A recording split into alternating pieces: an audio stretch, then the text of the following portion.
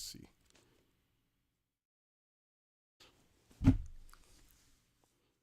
All right, I think we're live. Let me get through with the chat. Let's see what's up. So what's up, chat? We good? Let me see. Are the levels good? Are we out here doing our thing? We good, Rock? How it sound? Everything's all right? The levels is good. Grand opening, grand closing. What's up?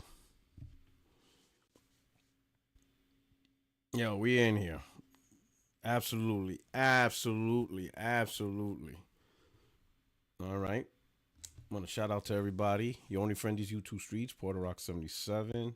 And hey, thank you so much, man. I know this is another ad hoc live. 2025. I'm trying to figure out when's the best opportunity to add a second live stream.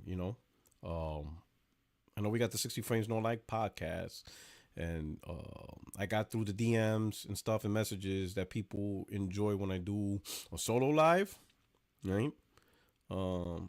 Which has direct interaction with the chat with you guys. You know what I'm saying? So I just have to figure out the best week. I'm doing it now Sunday because it's open, whatever. I'm looking more at Friday. One reason I say is I mean, I could do it Sunday, right? Maybe. But then like 2 days later is the 60 frames no lag, and then you go a whole week, right? And of course I'll drop videos. Excuse me, about to sneeze. Whoa. Oh snap! I didn't even mute it. I thought I muted it. My bad.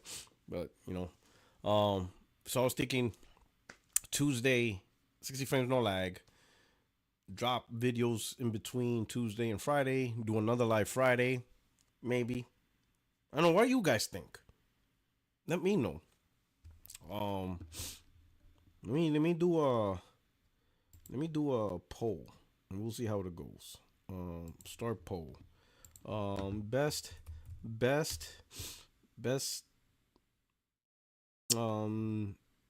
day to do best day to schedule P Rock live. Okay. Let's see how many things I'm gonna put. I'm not gonna do Monday, Tuesdays. I'm gonna do. Let's see. I'm not gonna do Thursday, and the reason why I'm not gonna do Thursday is because Mooch's Crossfire podcast is on there, and I want to make sure we don't bump heads, whatever. I mean, he does his Crossfire podcast at 4 p.m. my time. No, but then I would do mine like at 5:30. It would be I don't want to bump heads with Mooch. His show will kill mine. Crossfire is dope. Shout out to Mooch, man. Of course, I gotta get him on this year. I gotta kick off 2025 with Mooch on here. Like, you know what I'm saying? You know what I'm gonna do? Oh, I got an idea for a podcast. I got an idea. Stay tuned. I just thought about it. I'm not telling you, but you're gonna like it. Especially if you're especially old school YouTuber, maybe not old school, like early 2013, 2014, 2015, and you enjoyed the podcast. I got an idea.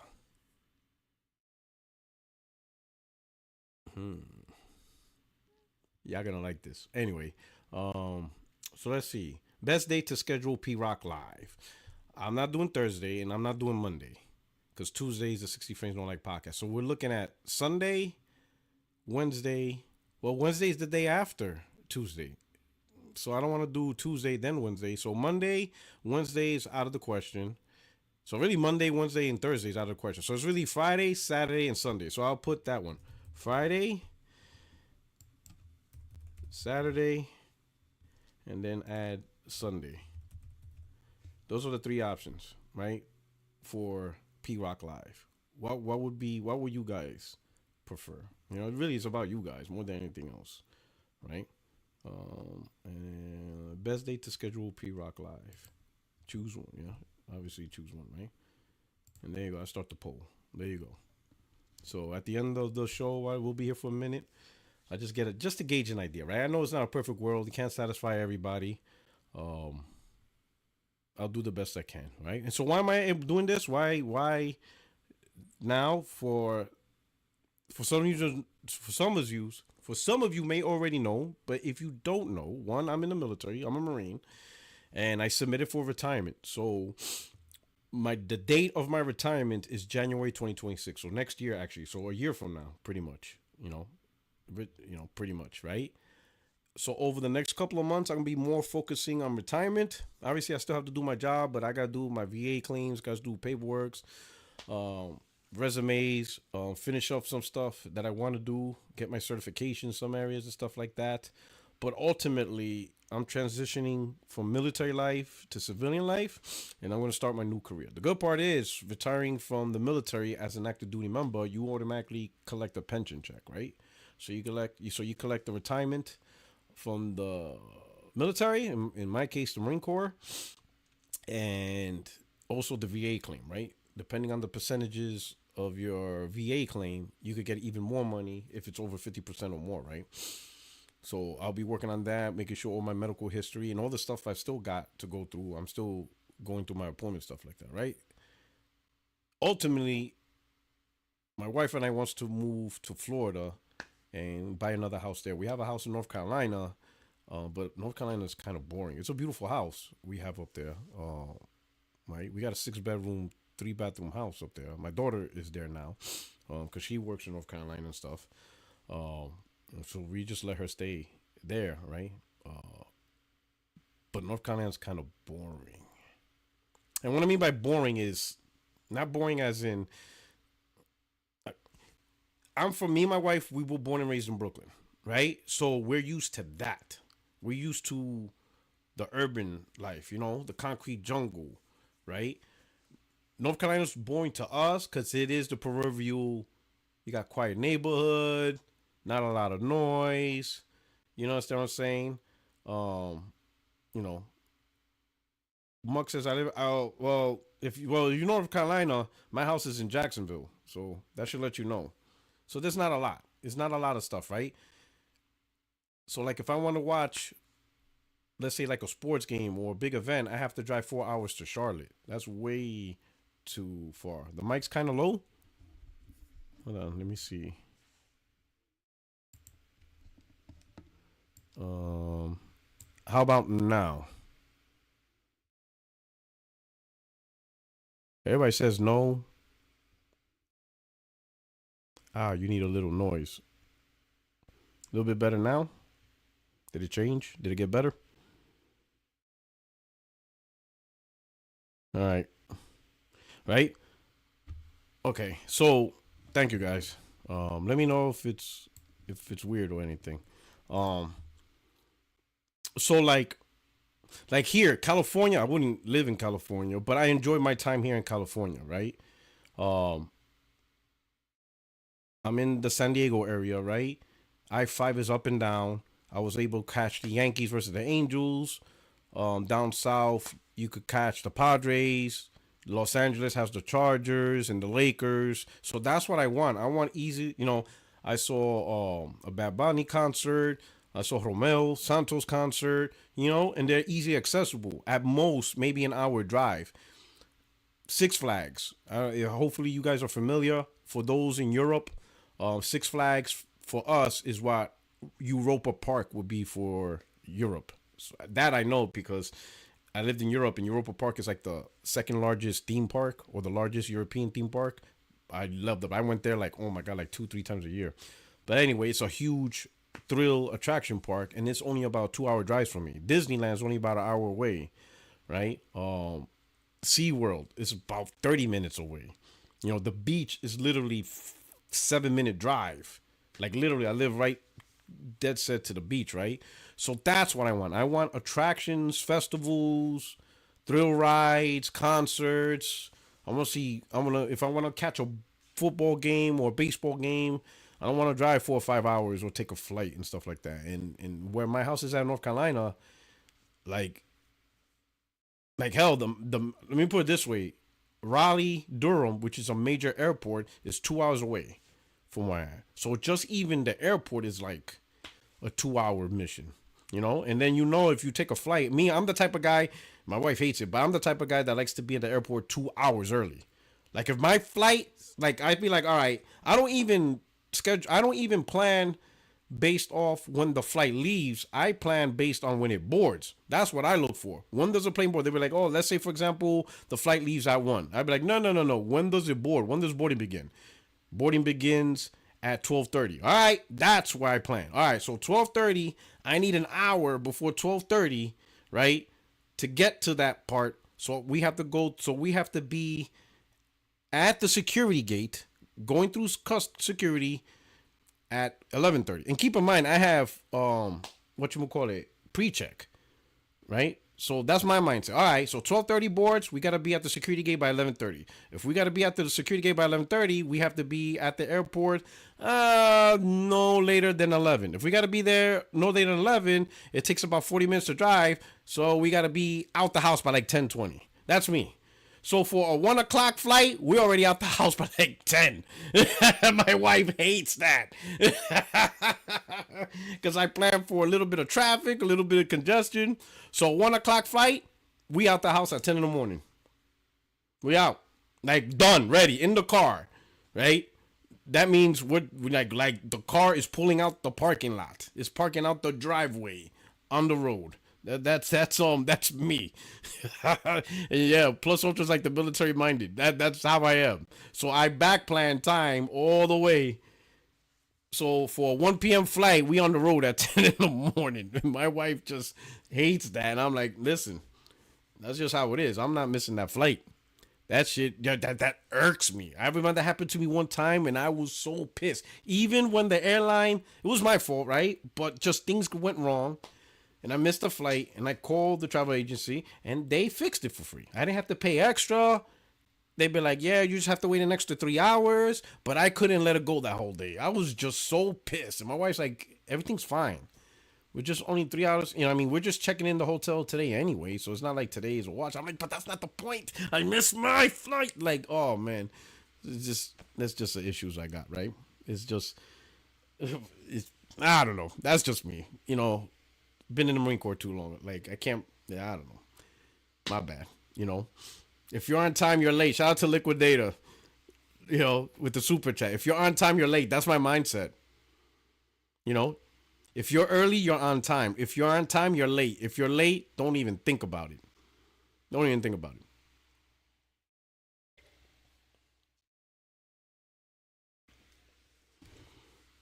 You might as well not show up. It's the same thing. Showing up late, don't show up. At least you could make up some shit. That's just, you know. But so throughout the year doing my stuff, there's a potential that my retirement ceremony is either gonna be in October or November, give or take, right? So when I have my ceremony, I will live stream it on YouTube. I think that would be pretty cool. I'll have a little camera set up. Um you can see it's not like gonna be a super big ceremony. It's not like it's gonna be a parade, like for a general or whatever. But I think it'll be pretty cool to see that chapter closed out, right? And then that's it. Man, that's crazy. You know. You know. So, you know, how you guys doing right here this fine Sunday? Or maybe Monday for you guys, or maybe Saturday. I don't know. Whatever part of the world you're in, how is your day or night going? Or afternoon? How's your summer? How's your winter? Hell, this world is crazy, right? Everything's going good. 2 days ago, 3 days ago, I finally beat Final Fantasy VII Rebirth. I'm not going for the platinum for that one. I did some extra stuff, right? I did some side missions, some side quests. Um, I beat Gilgamesh. That was a little bit of pain because you had to face your own summons, right? The summon creatures. Um, yeah, that rebirth ending. Like, listen, that whole Galaxy Psych. What rank do you hold by chance? Master Gunnery Sergeant E9. That whole rebirth. Yeah, I know exactly. That's like one of the trophies. Do hard mode, and I'm like, so I would say this though. Yeah, Queen's Blood was awesome. I did that storyline. Um, So I beat the game at level 52. Also, my characters was like level 52. And I really wanted to do the Gilgamesh trophy, right? But I didn't realize when I started that quest line, you had to face off your summons. So they will double team. Like Phoenix would be with Titan and Bahuma will be with Alexander. I'm like, oh shit. You know, you're facing these two guys at the same time. And I looked online for like strategy. They say you have to be at least level 64, 67, whatever. I'm like, all right, cool. And I'm like, all right, fuck. So that means I gotta grind now, right? And I'm gonna talk, you know what? I'm gonna talk a couple of things. Let's talk Final Fantasy real quick. So I'm like, we gotta grind. I'm like, all right, let me look to see what's the best strategy guide, right? So no, I already beat it. I already did it. I already beat them. I did the Gilgamesh, and I beat Gilgamesh, so I got the trophy. So I already completed that. So I did it, and I smoked them. But I'm gonna tell you how. So I looked on the guide for best leveling. You know what's the best way to grind some levels, and one guy, I think it was in the Reddit chat, right? He found it's not a cheat. It's not a cheat. It's not a cheat at all. It's just how the game is. Like, you literally could level up to like almost level 70 like in 10 minutes, right? And you didn't have to hack, glitch, or do anything. It's just innate to the game. So what he said was, I think in chapter 13, first you have to beat the game, right? So you can select hard mode in chapter selection. First, you have to make sure you have the experience material, the material that doubles your experience. So make sure you get that. If you don't have that, select chapter 13. I think it's in chapter 13. Get it, right? And now what you're going to do that you have the experience mode, experience material, whatever it's called. The point is to double your experience. It doubles the experience you gain. You're going to select chapter 12, but select hard mode. So you're going to go into chapter 12 hard mode, right? And it's chapter 12 is the mode where you start off the chapter in the tiny Bronco, and now you have to drive all the way up to whatever, the coral reef, whatever, the coral region. So you're doing this long water drive, and then you end up where the amusement is at, where all the little games and parks is at. So you're going to end up there. But what you're going to do is, you have to do that, right? Because fast travel is canceled, so you have to do that drive anyway. So you're going to do that drive. You're going to end up in the coral region.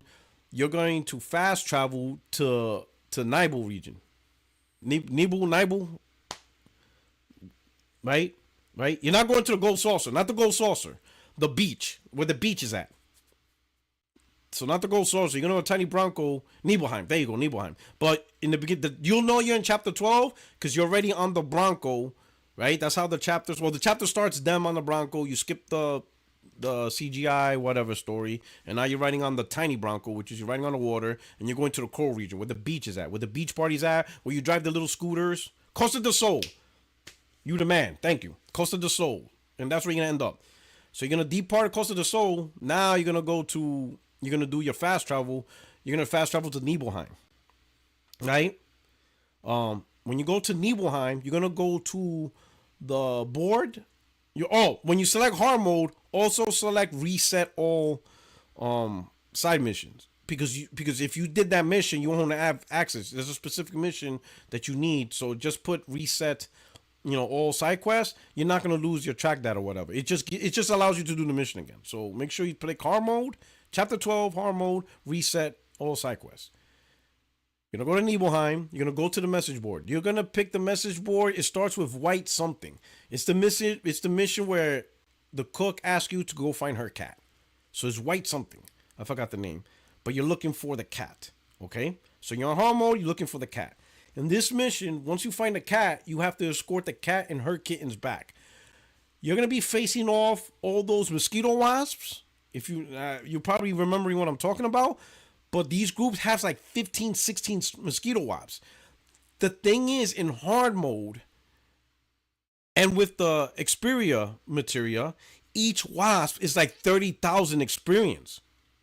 So like one group gives you like 30,000 times 15, whatever the hell that number is. I mean, 30,000 times 10 is 300,000. So then you add another 150, 450,000 experience points. Like when I did that one group, I jumped from like level 52 to like level 61. Like, yo, By the time I finished that mission, I was already like at level 68. So then what I did was, after I beat the Wasp, I restarted chapter 12 again, hard mode, reset all missions, did the tiny Bronco, went back. And this is why I'm going to say I want to talk about this. The level cap is 70. Why? Like, that's it. 70 is your cap. You can't get no more after 70. 70 is the highest you can go. Now, the only thing I can guess, right, when an RPG has a level cap of 70 is because they're going to release DLC, and part of that DLC is raising the cap. So I expect Final Fantasy Rebirth to have DLC coming. That's what I expect. You know? I beat the game at 52, so I mean, shout out to Claymore. I get what you're saying. Endgame was balanced around level 70, but I beat the game at 52, 53. So I'm like, you know, I don't know why they keep capping the game. I don't know why. And Nick says cap will probably be 99 in part 3, but the thing is, like, you don't, correct me if I'm wrong, but the levels don't carry over. Like, my levels didn't carry over from remake to this game. Not that I can remember. Right? Did I select sign? Was I able to carry over my progress from the last game? Like, the things I carried over from the last game was like all the bonus material. But no. Like when I started playing the game, Cloud wasn't level 70 or 50 or whatever. Like, you start over. I didn't carry over. That would make sense, right? But then think about it. The last game, I was at level 70. So I would start the game off at level 70. I should be at level 140. And then the next game, 210. So there's no level carryover. That would have been dope if they did that. Like, for those who previously started the game, you'll start off at level 70. You already have certain magics. You already have certain things to kick off the game. That would have been dope. So the demo, the only thing it let you did was if you played the demo, you would skip all the stuff you did in the demo. It would give you credit for it, and you would get like the chocobo material, whatever. You see what I'm saying? That's what the bonus level did. So if you play the demo, the game will notice you play the demo. It's not going to make you replay the fly. Yeah, you're not going to replay the flashback. You already did it. So you skip all that, which is a lot of content, whatever, but so I don't know. You know, Rebirth's a great game, man. It was an amazing game, man. Definitely so far my 2024 game of the year. Loved it. Long. I think I put 140 hours in, but I don't know about getting the platinum though, because once you beat the game, you unlock the simulator for brutal and legend mode. You gotta put in some work for that. You gotta put in some work. Right? And it could be done, but the amount of time to invest in that, in brutal legend mode, and then you also have to beat every chapter in hard mode. So pretty much you gotta replay the game. So you gotta replay the entire game, which probably you could breeze through it, right? Because you could skip the storylines, you could skip a lot of stuff, so it'll be a little bit quicker. But I don't think it's gonna be that much quicker. Like I can't to replay Final Fantasy Rebirth. I could be replaying a brand new game and a brand new experience, right? So I just rather move on to a new experience. But it was an amazing game. Amazing. Loved it, right? I hope they make DLC. I'm not sure if they will. I think they moved on to the final third chapter. But I will say this. I know there was a lot of reservations of Final Fantasy VII Remake being split into 3 parts. A lot of people thought, oh, they're money hatting or they just whatever doing some shady shit. Nah, it's great.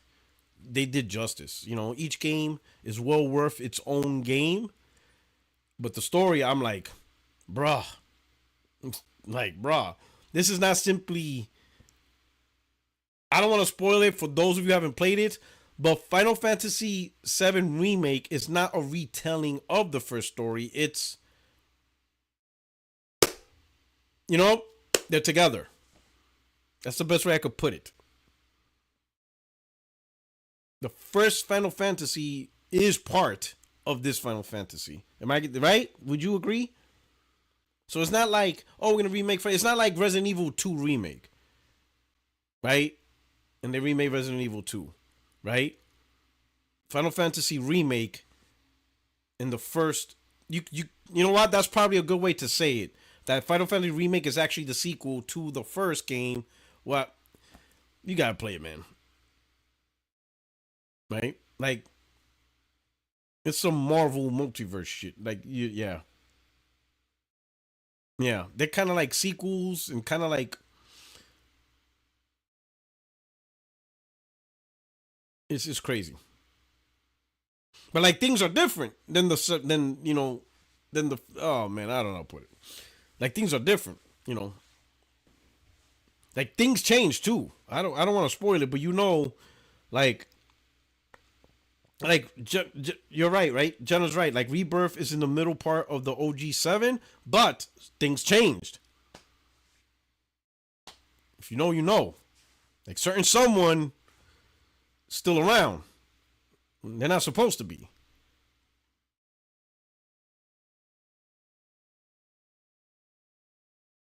But amazing game, right? Amazing game. Just yeah, I mean, listen, it's gonna get into spoiler territory and stuff like that. I will say this though, outside of Final Fantasy 7, I beat Final Fantasy 16, right, when it came out, and now that I beat 7, right, I know a lot of people had issues with 16 because of the gameplay. I didn't really mind the gameplay because it's like there's so many Final Fantasies and so many stuff. So them trying something new. I mean, it's Final Fantasy 16, right? So it's a lot, right? Um, so the actual, and I know many people had issues at the fact that it felt more action focused. So it's kind of like a cheaper version of Devil May Cry or something like that, right? Um, but I enjoyed Final Fantasy 16 combat, and the reason why I enjoyed it was its faster pace. And Clive, listen, Redfield, right? Clive, not Redfield. What's his name? Clive. His first name's Clive, but it starts with an R. What's his last name? Clive. He's in Tekken too. Rossfield. There you go. That dude's a beast. Like the combat's a beast, man. I had the dominance in his certain moves. Um, God, 16 combat in terms of him, yo, you could wreck shit. Clyde Rossfield, boy, yo, that dude could wreck some shit, boy. Oh my God, I was tearing it up with that dude, right? And the thing I like is you can initiate certain of his powers, and they will constantly do constant damage. Um, um, I bought it, but I didn't start playing it yet. So give me time, Nathan Zor. You know, but like I said, I did get Project Tower. Just give me time to play it. Oh, I am looking forward to that, right? But Clive is that dude, right? Yo, his power, and what I like about it is you can initiate some of his powers. Obviously, they have a cooldown, right? Like for example, I would have Bahamut's Comet, where you could like level it up to like level 3 with every dodge. Then I will unleash it, right? And then I will unleash like the tornado, like whirlwind tornado one. So you got two things hitting the enemy. And then I will come in and just blast with the razor, with that big laser from Bahamut. Then, oh man, there's just so much combos you can do with that one character. But there is one thing I missed. But before that, Jenna Hayes with the super chat. Jenna says, I visited the Artinia Cafe in Japan. Strangely, they had a lot of Xenogears stuff there. I wonder if Xenogears remake really is in the works. Oh, for Nintendo. It would, I mean, listen, I wouldn't be surprised if Nintendo jumps on the remake train. And I will say this, I know people, just to say something quick, I know some people, and even I make comments on the remake, but this point going forward, I'm just whatever, right? For the main reason is gamers are buying the remake. So what we're really doing is arguing against the consumers, right? If a remake is made and everybody's like, oh, why they keep making remake? The answer's simple. There are gamers that want them. And money talks, BS walks, right? So I won't be surprised if Nintendo tries to take a stab at remakes, especially if the Switch 2 is a little bit more competent. I'm just hoping 1080p 60. That's it. That's if Nintendo has that. Switch 2 is 1080p 60. If I could play that game 1080p 60, right? You know, and bonus VR. Just have VR bonus. I'm getting it. Right now, I'm not gonna stress myself to be a day one adopter, but if I could get it day one, if I could get it, go to the PX and just buy it, walk in, get it, good. But within a month or 2 or 3 months, Switch 2 is mine. All I need is 1080p 60. I'm not asking for that. There's rumors of it having been 4K and DLSS. If it has it, great. Bonus. Give me DLSS 4K. Whatever. Listen, if Nintendo does that and it costs $700, I'll buy it. I know a lot of you Nintendo cats won't do it. Y'all not buying a $800 Switch 2. That ain't happening. But I would. I'll buy a Switch 2. DLSS 4K, hell, DLSS 1440p. You know what I'm saying? If that thing does, but let's say all I'm expecting is 1080p 60. Just give me 60 frames. I'm cool with the 1080p. Bonus if you do VR. Bonus. But that's just a bonus. It's not a deal breaker. But you do that, I'm good.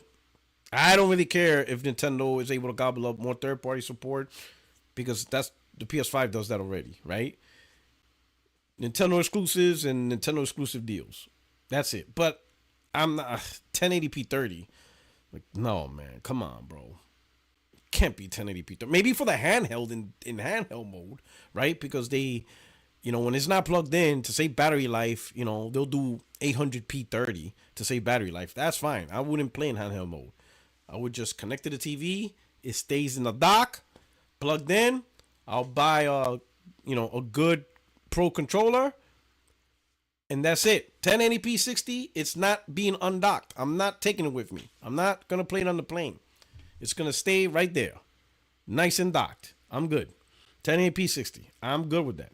That's it. Literally, that's all I'm asking for. I know some Nintendo dudes are talking about 4K DLSS. And I'm like, bro, you're not getting all that for $400. $400? You think you're gonna get mobile 4K gaming? Mobile 4K gaming for $400. Even with DLSS, you still need competent hardware for that. You still need competent hardware for DLSS. It's not like you could put DLSS, you could have some cheap bullshit GPU and DLSS will take care of the problem. No, you still need some competent hardware to compute that thing. Like 4K at $400? Mobile, right? Mobile, right? I mean, the Series S is not even doing that, and that's $300, and that's a console. It's not even a mobile device. Mobile device, they're shrinking that down. Come on, we all know when you shrink stuff down like that for mobile devices, things are more expensive. That's why I'm like, these Nintendo cats, they're gonna have a wake up call if some of these dudes are hyping 4K mobile gaming at $400. I'm not saying it's not impossible to create a mobile 4K gaming device. I'm saying it's not possible to do that at $400, which is what Nintendo's gonna go for at the most. Switch was $300. The OLED did good at $350. I think Nintendo at most is $400 at most. They're not gonna push a $500, $600, $700 device. They're not doing that. They're gonna keep it at $400, and it's gonna be profitable. So they're not gonna sell it at a loss. Nintendo does not do that. Nintendo's like, nah. You think we giving stuff away? At best, break even. At best, if that. So I don't know, but that's why for me, 1080p 60. That's it. The Claymores recommend fans read On the Way to a Smile, Livestream Black and Livestream White. It's Sephiroth and Aerith within the live stream talking about what happened after their OG FF7 deaths. Oh, wow. Fans read On the Way to a Smile, Livestream Black and Livestream White. Wow. Thanks for the recommendation. I will look into that. Joe Sama 2D with the super chat. He says, P-Rock, will you tell these bots nobody gives a damn about quick resume? It's nice, but it's not selling Xbox. Nothing will at this point. Listen, man. Let them enjoy that quick resume, man. Let them be. Listen. Got it. They love quick resume. Cool. Enjoy it. God be with you. Have it. The 10 people that bought an Xbox, enjoy your quick resume. You know, just enjoy it. Yo, you're not gonna sell me an Xbox because of quick resume. Like, I'm good. But you listen. If you like it, I love it. Yeah, you know what I'm saying? Oh man, oh man. So anyway, we got a good time, man. Thank you so much for the super chat. Hit the like button. We got 290 people up in here enjoying this fine Sunday. I hope the weekend went well for you, or is going well for you, right?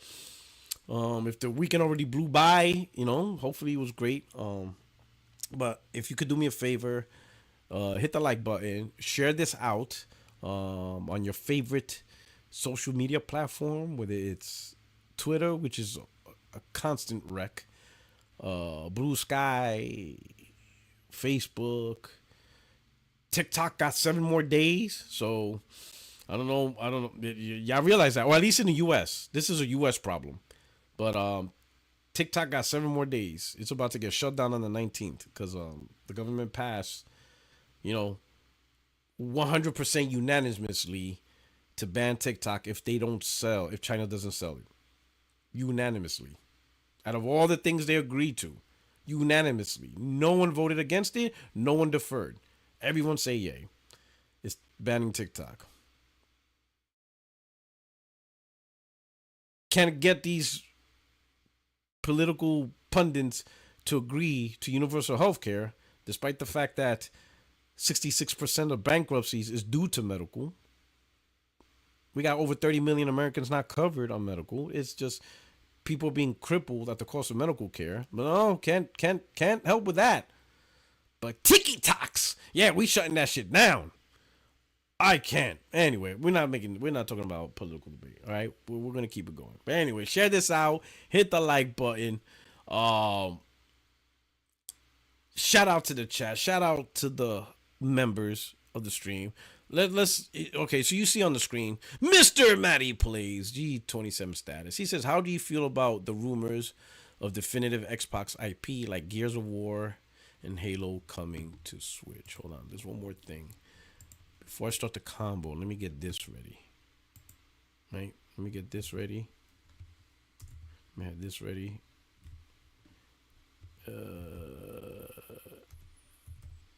But yeah, okay. I'm gonna have this ready just in case. All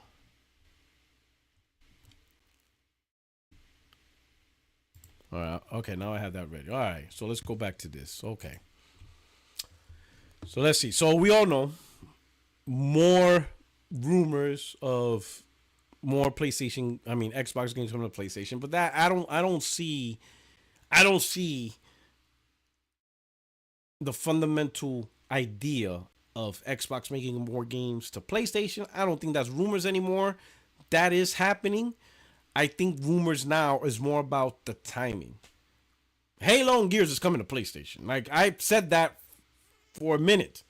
People don't believe. People have this silly notion of core IPs that cannot leave Xbox in order to compete with a PlayStation console. That does not make sense, right? If Microsoft already put some of their exclusives on PlayStation, they already cracked the seal. Think about it.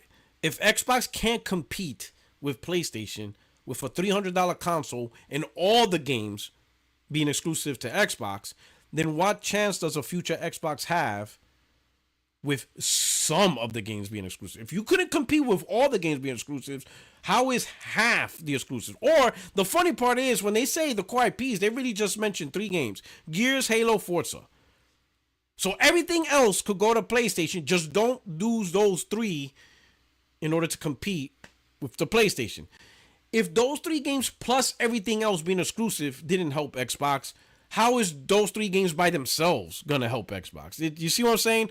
It doesn't work. A partial exclusive strategy doesn't work. There is no more core identity. And recently, Satya said they're going to redefine Xbox. They're telling you all these words, right? So, shout out to Craig. Says Sony told Xbox folk to get ready for cheek busting. This guy always got to make it sexual, bro. Pause, bro. Pause. Put that DD oil away. Shout out to Craig. Put that DD oil away, bro. No DD oil, bro. He always looking for booty. Stop it. Stop it, my boy. Leave that. Leave that. At least leave it for Tuesdays. This is Sunday, bro. This is God's day. You can't be talking like that. You can't be talking like that. Jesus is watching. You know what I'm saying? Oh man. Oh man. Anyway, so Maddie plays, ask, how does people feel reading the room? Got Mad Cap saying the PS6 is gonna be 900 minimum. No, it's not. Console games for PS5 Switch 2 will never depreciate and will remain 70 to 80 forever. It's not gonna be 900 minimum. All right. So don't see this is someone who doesn't really understand the marketplace for console. I don't think a lot of gamers don't understand that, and like there's bigger content creators that has a bigger reach. To be honest, I think those bigger content creators don't understand themselves. I mean, to be honest, these guys don't understand that the console, the actual physical box for a console manufacturer, is the marketplace. It's how products are sold. It's how PlayStation gets game sales from third party, subscription, their own first party, money transactions. But Sony can't get, PlayStation can't get Fortnite money, Call of Duty money, Grand Theft Auto money, Apex money, Marvel Rivals money, Madden money, Football Club money. Like every single game that's literally in console gaming, Sony gets money because of their console. That's their store. It's their little storefront. And a lot of these guys just don't understand that concept. So for Sony, the most important part is the console sell because of the establishment of the storefront, not because they're making a buck out of the console. The actual profit off the hardware isn't as important as the money they get. That's why when Sony launches a brand new console to start the gen, they sell it at a loss, right? For those that don't understand, take for example the PlayStation 5. It launched for the digital version, launched for $500. That this version, right? The $500 disc version probably costs maybe $600 to build. So Sony builds this $600 PS5. Maybe the all digital is $500, right? So you got the all digital for $500, all digital for $600 built, but Sony goes buy it for $5, buy it for $4. They're not selling to you at price, and they're definitely not selling to you over a markup. They want you to buy these consoles because the important part is you getting the console, putting it on your TV, and then you got your account up. Now you're buying games, whether you buy it physically still or you buy it digitally. It doesn't matter who you buy it from. They want you to buy Madden. They want you to buy Football Club. They want you to buy Assassin's Creed, Grand Theft Auto, Elden Ring in their store so they could keep getting that 30% cut across everybody. That's the important part. Sony's selling a $900 console. Hardly anyone's going to buy it. It's too much. They're just going to stay on their PS5 for a long time until that price dramatically drops. And that's not in Sony's best interest for... Again, they're not going to try to profit off of the console. They're not going to try to profit off the console. The profit off the console is not the big deal. Of course, over time, they want to profit off the console because they don't want to stay as subsidizing gaming forever, right? So they launched the console at $500. They build it for $6. Over time, as the manufacturing improves, it goes from building a console from $600 to $580 to $540 to $500 where they break even. And then it only costs $480, $470 to build it. Over time, they'll get to profitability.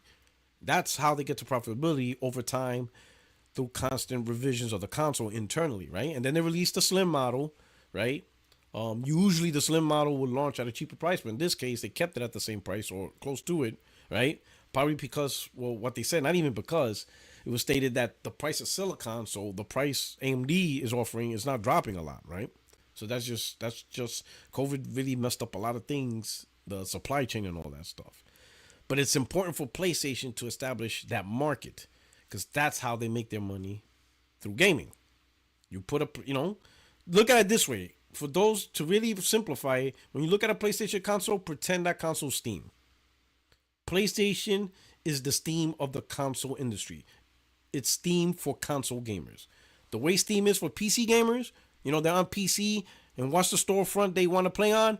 They want to play on Steam. So they download that storefront, right? And they buy everything through there, right? Sure, you got Epic Game Store and all this stuff, but that's their primary way to buy games, Steam. for PC gamers. Well, console gamers, the majority are buying their games through PlayStation. That's it. Kismu says dilutes the brand name for sure, but I'm not mad at games that are going. Those games are 10 to 25 years old. Yeah, but you're gonna be mad when you see Gears E day one, and the new Halo whenever that comes out. Probably won't come out for like 4 or 5 years because they just started doing their thing, right? But Gears E Day, that's when Kismu's finally gonna wake up. He's in the Kismu and a lot of the Xbox dudes are still in that denial phase. They don't want to hear it. Literally, and the funny part is, Kiss Move and a lot of Xbox dudes, they're focusing on us PlayStation dudes instead of focusing on the Xbox corporate figures and what they're telling them. Spend less time fighting us. Just pay attention to what Phil, Satya, and them are saying. Satya saying Xbox redefined. Phil telling you console war is over. We got to do things different. CFO Tim Stewart saying that, Nintendo and PlayStation were once competitors. They are telling you the words. Focus more on the Xbox figureheads, the top dogs. Their words. Don't worry about us talking shit. Yeah, we're having fun talking shit, especially me, because y'all said I was wrong. So I'm listen, if you ain't giving me my flowers, I'll just take the rainforest by force. That's all I'm doing, and I'm enjoying it. I'm just talking shit and, colonizing rainforests. Y'all don't want to give my flowers? Then I'll just take the rainforest by force. Deal with it, But the reality is focus more on the Xbox dudes, on the Xbox figureheads. Gears E Day. I'm telling you now, day one. That game ain't going to be time exclusive. Crazy. They want that game to be successful. And the most successful console on the market is PlayStation. That shit's on there. You best believe they're putting that shit on there. And they're going to love it. PS5 Pro enhancement and everything. They're going to love it. Ponies pray for it for 20 years. I mean, whatever. That's cool. Pori Leaks says, all I know is Series X, I won't be buying another console from Microsoft anytime soon. Besides Game Pass, there is no reason to be on that platform. I was really excited for this gen, but Microsoft makes no sense lately. Feels like they are going the way of Sega, but still selling a set-top box if you want one. All right. Warhammer Dave, oh, this guy's funny. He says, means Xbox is desperate and pathetic.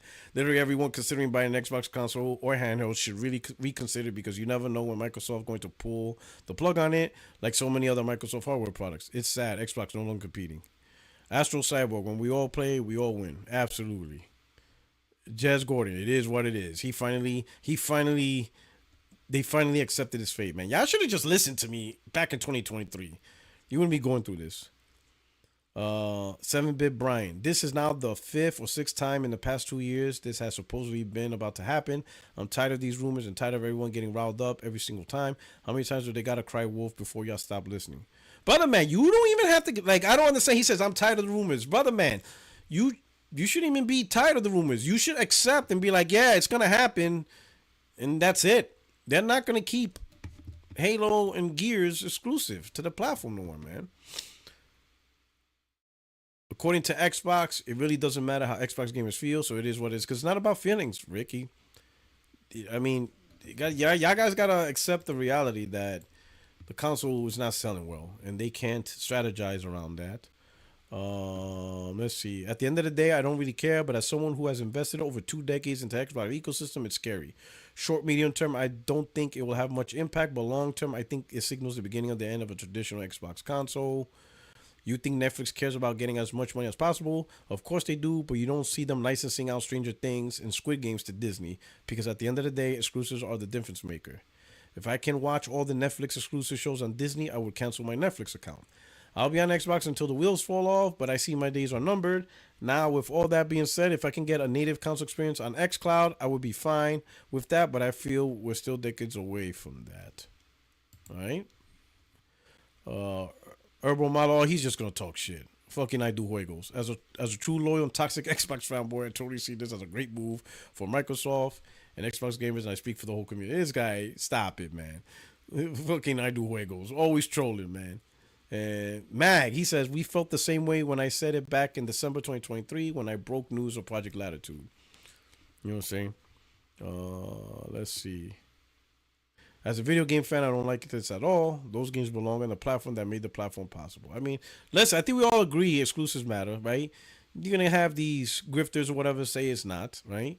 But the reality is, and what I'm saying applies to every platform holder. So it's not just exclusive to Xbox. It's PlayStation and Nintendo. Both will happen to the same. If you have a platform holder who has their own device with their own first party studios, right? Their own studios, those studios' job is to focus on that device and make that device look good, right? With the technologies, right? Because who better than those first party studios to truly show what that device can do, how the games will look, how the games will run, right? And the publisher's number one priority is to make that device look good, right? Through their own first party studios and trying to make deals to be like, hey, we got to get you guys to make games for this platform, right? And that ultimately means more games, more effort, whatever. But once you go multi-platform, day one across everything, the console loses its priority because now it's just a generic device among all devices. So at that point, there's no strategy behind that console for the sake of the console. Now it's just like it's just another place to play the games. And once that happens to the console, it starts losing its appeal, right? Because then you notice you're not really getting the support you used to get. Games aren't running to its max effort. Even the first party games, you're like, man, for example, Starfield, right? Does Starfield really feel like Microsoft put effort on the Xbox console when that game came out, even though they own it? Like, does it feel like, like did things change? Like, was there any purpose in even buying Bethesda? Other than Game Pass, right? Because that's probably that's the main thing everyone notices. The main thing everyone notices when every time Microsoft gets an acquisition sign is Game Pass. And I think Microsoft is really just focused on that. Everything else, like, oh, now that we own Bethesda, we're gonna make sure that Xbox Series X is truly, Bethesda truly takes advantage of everything Xbox Series X has. And that's not the case. Look how Redfall launched on that thing. I mean, that's just not really the case, right? Now, some people will argue that consoles should not be competing or using games as a method to compete and sell. It should be based on hardware. No. In fact, if anything, that's the worst thing for consoles. Consoles can never compete on hardware ever. Ever. That's just not how the console industry works. When you develop a console, that console is supposed to last, 7 to 8 years. Like right now, who is buying PS5s in 2025 because of the hardware specs of the PS5? That's not a conversation. Who's buying Xbox Series X because of the hardware configuration? Like, who's still talking about RDNA 2, right? Most consoles, the conversation is just a launch year because it's new. But after that, people don't really care. You don't sell a console made in 2020. You don't sell a console. Let me put it this way. Use last gen. PlayStation 4 in 2019 wasn't selling because of the hardware that was first revealed in 2013. Like, that wasn't a thing. People wasn't buying PlayStation 4s because of the hardware. People are not buying Switches because of the hardware specs and all that stuff, right? In order for that to happen, these companies would have to pump out more hardware every 2-3 years more sooner to keep up with that pace, right? Like phones. Phones can sell on the hardware and the specs and all that stuff because they release a brand new phone every year. You're not buying a PS5. No one's buying PS5. Probably chances are over the last 2 years at least, the decision to buy a PS5 wasn't based on specs. That wasn't even a thing, right? In order to make a decision to buy a console on specs, you literally have to come up with mid-gen refresh. So the Pro. People bought the Pro because of specs and its potential PSSR technology. That's a hardware conversation. People bought Pro because they wanted better hardware. That's it, right? But even then, that will fade out. So no consoles really has a chance on that one. It's always going to be about the games and stuff like that, right? But the thing so you have a lot of people who have issues, right? Somehow, I don't know how, and this is what's weird, more games coming to PlayStation, Microsoft putting more games on PlayStation is somehow became an L for PlayStation gamers. And I'm seeing that. And I'm like, wow, how did they turn that around? How did that happen? I never seen that before. I never seen the group that ends up getting more games, they take the L. I'm like, wait a minute. When Sega, went third party and their games started going to Nintendo, Nintendo fans didn't take an L. They ended up getting more games. Like Sonic is now on Nintendo platforms. And no one said Nintendo fans took an L. But somehow Halo and Gears going to PlayStation, PlayStation gamers take an L. That's strange. Like that's some reverse Uno shit right there. You know what I'm saying? That's some reverse Uno stuff right there. I never seen that reverse. Like what kind of stuff is that, bro? That's why I did the video that I launched yesterday of these Xbox gamers are acting weird. And that's why I said yesterday, these dudes are seeing dudes plow their wife, but they're the ones talking shit to the guy plowing their wife. Like Adam 22 being cucks. How does a cuck talk shit to other men that's plowing their wife? I don't understand how. I don't know how. I don't know how that is an L. Even you want to talk shit to PlayStation fanboys, like you really. I don't know how PlayStation fanboys are getting the short end of the stick when they're the ones. PlayStation gamers, PlayStation fanboys, just anyone who's a PS5. You want a PS5, you're the one receiving more games from the console that was once a competitor. Like some people bought, and you could like we saw the comment section here. People bought Xboxes because they thought Bethesda and AB games, the new ones, was going to be exclusive. And this information was passed by Xbox podcasters. That's just what it is. So there are some gamers who had to make a choice. In today's gen, because of the cost of the consoles, you see more and more gamers, they're just relying on one console to completely give their experience, and that's perfectly fine, right?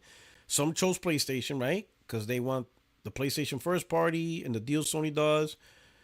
And maybe they're not really fans of Bethesda and Activision. So they were like, I don't really play that game, to be honest, as much. So I'm sticking with PlayStation. And then other gamers are huge fans of Bethesda and ABK, right? And they rather play a Bethesda game than a Sony first party game. They like Sony first party game, but if you put them in a position of pick one, they're going with Bethesda. So they chose Xbox. And it's not like Microsoft didn't mention, Microsoft did say that going forward, the new games will be only on Game Pass supported platforms. And PS5 is not a Game Pass supported platform because Sony doesn't want it, neither does Nintendo. So if you're a big Bethesda fan, you're a Activision Blizzard King fan, right? You're probably thinking, I'm going to go with Xbox because I'm not going to take the risk of not being able to play Elder Scrolls and the new Fallout. And Outer Worlds 2 was announced an actual exclusive. It wasn't supposed to be on PS5, so doing things like that, you're like, man, they don't want to miss out on those games. They prefer those games over the first party. It is what it is. So they bought an Xbox. And now you fast forward whatever time frame from that decision, and now they're like, I could have just bought a PlayStation and still ended up getting Bethesda, still ended up getting ABK, now get Halo, now get Gears, and still have access to Naughty Dog, Spider-Man, Wolverine, Ghosts of Yotai, Ghost of Tsushima, Final Fantasy Rebirth, right? You get access to all these games plus Xbox games, and now they're like, oh man, and a lot of these gamers are upset because they took the advice of content creators whose primary goal was to propagate the corporate line, right? Content creators was pushing what Microsoft was saying and was not fact checking it. No pushback. They just repeated what they said so they could have access to Microsoft, right? From a corporate level, to do shows, to do Gamescom, get invited to game reveals, all that stuff. So, and in the end, they screwed over their fan base. They screwed over their subscriber base. The people, as a content creator, as an influencer, you jerked your peoples. That's just how it is. Shout out to Glassdoor Gamer. Says, I'm not a multiplayer guy, but Helldiver is fire. A lot of people are enjoying Helldiver. They're absolutely loving it. Glad you're loving it too. Glassdoor Gamer, another super chat says, Boomstick still waiting for that Helldiver's job. He's gonna be keep waiting for a long time. Hey, yo, Boomstick's one of them. He's providing false hope, talking about God of War, Helldivers, Spider-Man, like all these PlayStation Insomniac game stuff are coming to Xbox because Sony wants more money and they're gonna make more money putting games on Xbox consoles. That they're gonna be like, yeah, let's make a deal with Phil Spencer and put it on Game Pass, and and some people believe them. So they're gonna stay on Xbox because they think staying on Xbox will eventually be rewarded with PlayStation games. That's just wild, right? That's just absolutely wild, right? This is what I was trying to show. This is Destin Gary's recent post, right? And I think it's important that if Destin's going neutral, right? Because he's no longer with IGN, this is a good start. Like, you gotta accept reality for what it is. You can't, you just gotta be like, this is it. Start accepting reality and facts and information. And I think with this post, it's initially a good start, right? He says, I'm pretty confident that more Xbox games will release on PS5 and other platforms in the future. Phil Spencer, live on the Gamescom stage 2024. We run a business, and it's definitely true inside of Microsoft that the bar is high for us in terms of the delivery that we have to give back to the company. That's a Phil Spencer quote. And on Crossfire, I mentioned that Xbox getting 70 billion to buy, from parent company Microsoft to buy ABK, that's not free money. The company's expected to bring that return on investment. You're just not going to get 70 billion from cash, from the pot, and not put money back in the pot. Microsoft went from $500 billion company like in 2014 to $3 trillion because they brought in more money than invested. That's just how it works. So Xbox is in a tight pinch to give that money back and provide more. $70 billion is a lot, right? I think for us as fans and players of games, we just have to anticipate there's going to be more change in how some of the more traditional ways that games were built and distributed. That's going to change for all of us. But the end result has to be better games that more people can play. If we're not focused on that, I think we're focused on the wrong things. Indiana Jones was also revealed. Now, that was quotes from Phil Spencer. Now, to continue with Destin, he says, Indiana Jones was also revealed as releasing on the PS5 that year, a game they said earlier was not included in the first four. Since then, it's been clear to me, more games are going to go to PS5. If indie goes, everything is on the table. So when I see an unfounded rumor that more old games are coming, I personally am not bothered by that. It's pretty clear there are no red lines for anything, also because Spencer Levy said this. PS5 getting games after they come to Xbox first is a new reality. I think a lot of fans should brace for it though. To me, it's pretty clear it's going to happen more often. So he moved on from that. He's not gonna continue to go down this rabbit hole every single time. Oh, rumor Gears here, rumor Forza here, rumor,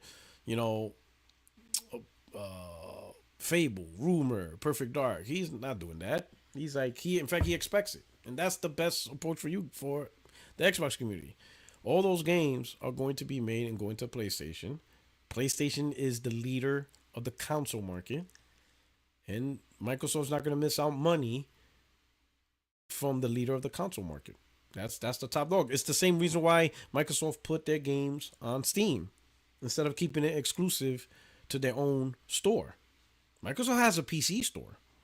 They could have that exclusive to their store, and PC gamers could have access their games on their store. It's still PC. Microsoft's not trying to change their hardware. You got your hardware, enjoy your hardware.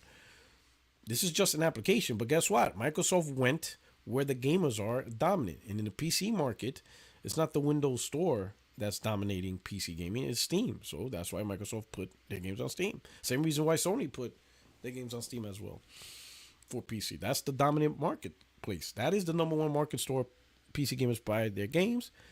And in the console market, the number one store, all these AAA games and all this stuff is bought, is on the PlayStation console. And that's really it. Tommy Bull, If Gear goes to PS, Xbox console, to me doesn't exist. That's a few people is gonna have that mentality, but I think we'll be surprised at um, how many people really on Xbox because of Game Pass. Like Game Pass is a big thing for them, and and there's nothing wrong with that, right? There's nothing wrong with Game Pass being um the main chick, right? If Game Pass is your main chick, all right, go ahead. That's maybe nothing wrong with that, right?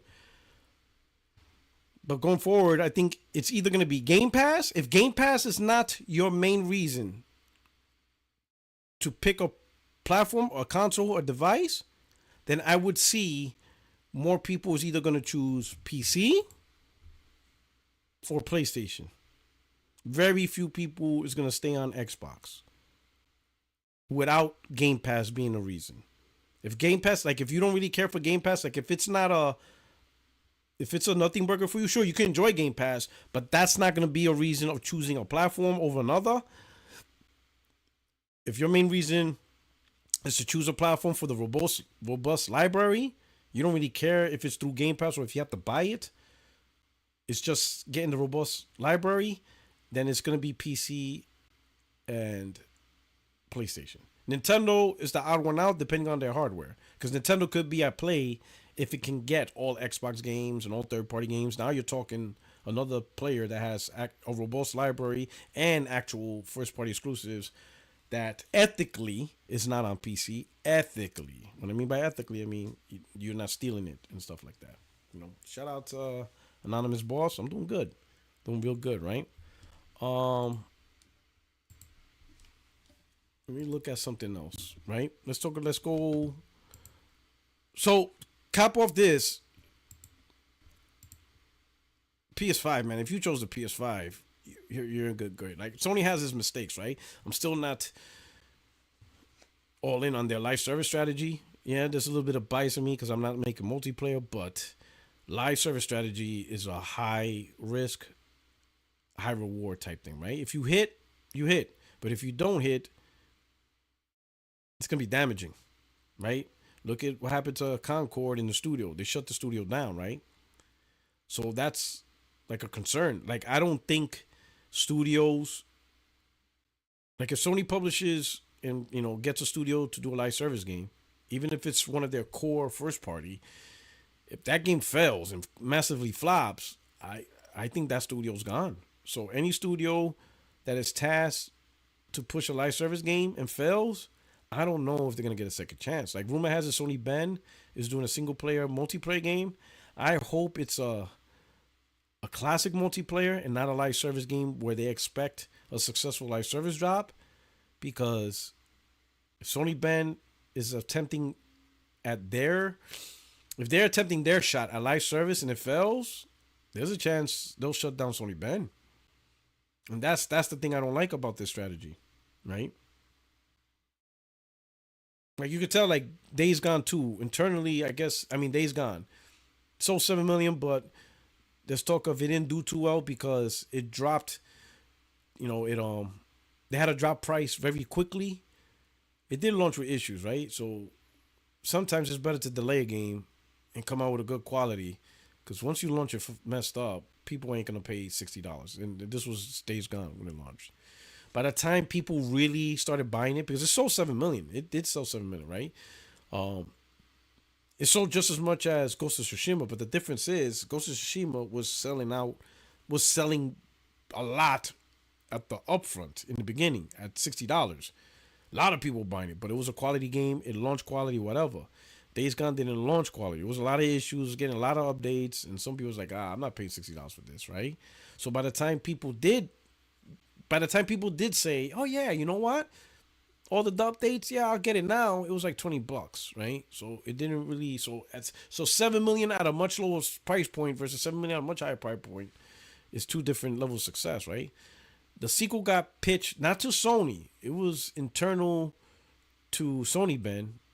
They have this working group, kind of like a committee now, that decides what projects they want to push.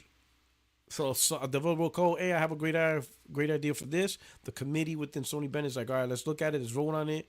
And Days Gone 2 got voted down. They said, nope, we're not interested. So Days Gone 2 never even really got pitched to Sony, right?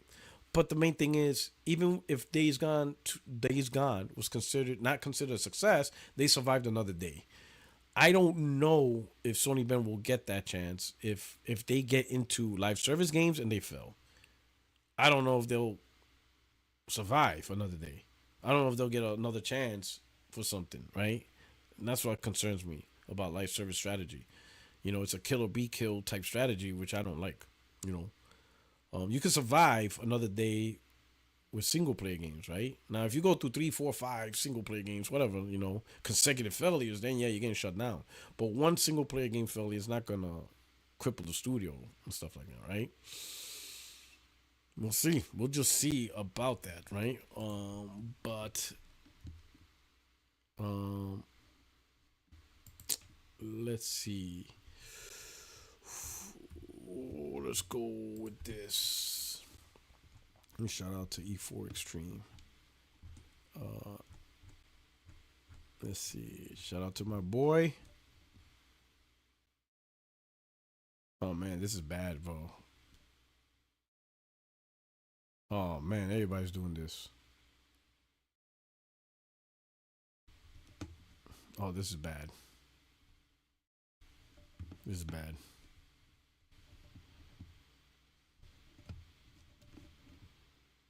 Oh, this is bad. I don't know if I want to show this. I don't think I should show this.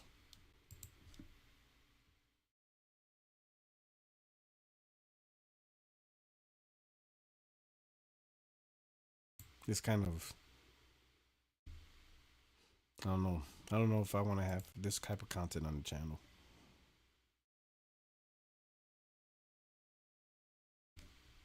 This is nasty work right here. What I'm looking at.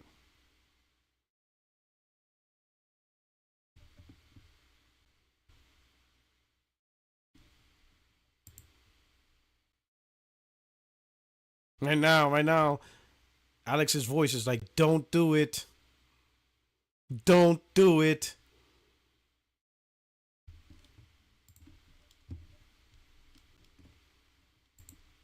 All right, I'm gonna show it.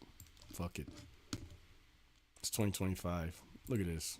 Oh man, this is wrong. This is wrong. Why are we like this? Why are PlayStation fanboys like this? Why are y'all like this?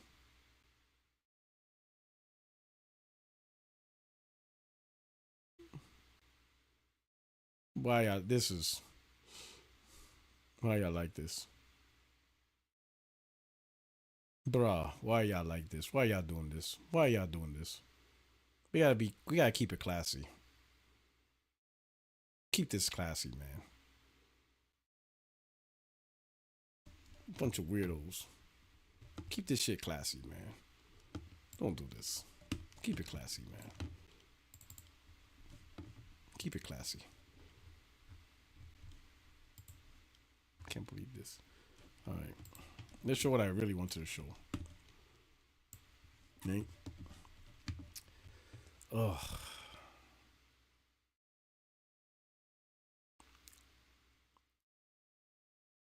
That's some dirty work right there. That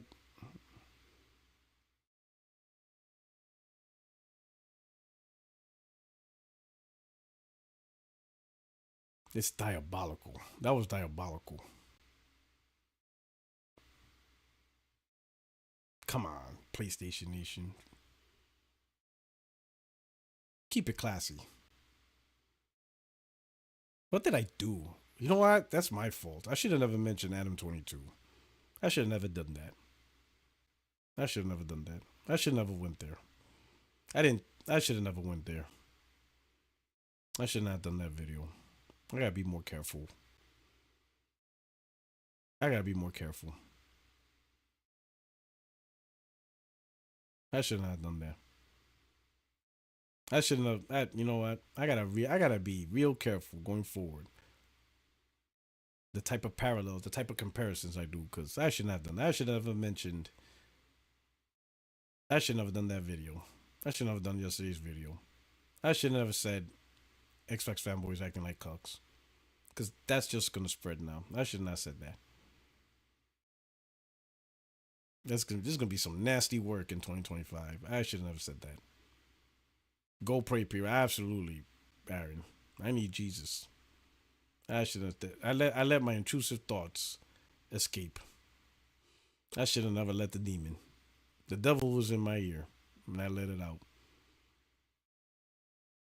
I shouldn't have done that. This is gonna be bad. It's gonna be nasty, especially on X on Twitter where Elon doesn't give a fuck. Oh man, it's gonna be bad. It's gonna be a bad year. Mm,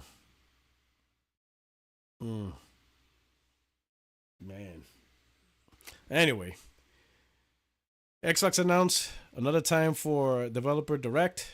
Join us January 23rd for an exclusive deep dive into some of the exciting games coming to Xbox 2025. Shout out to M. He says, looking forward to seeing all the games coming to PlayStation. Great way to start the year, right? My man got a PlayStation. Xbox says they're making game for PlayStation.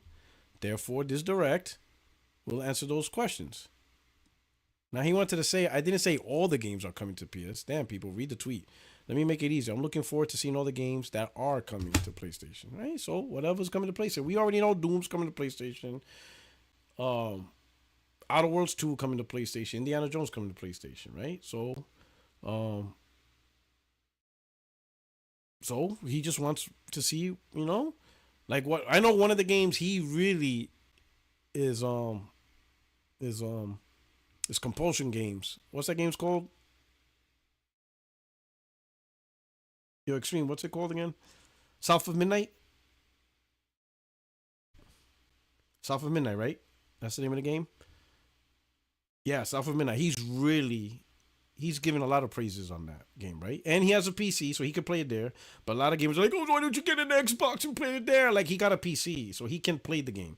And I think he played Hellblade, right? Am I correct, Extreme? You played Hellblade too.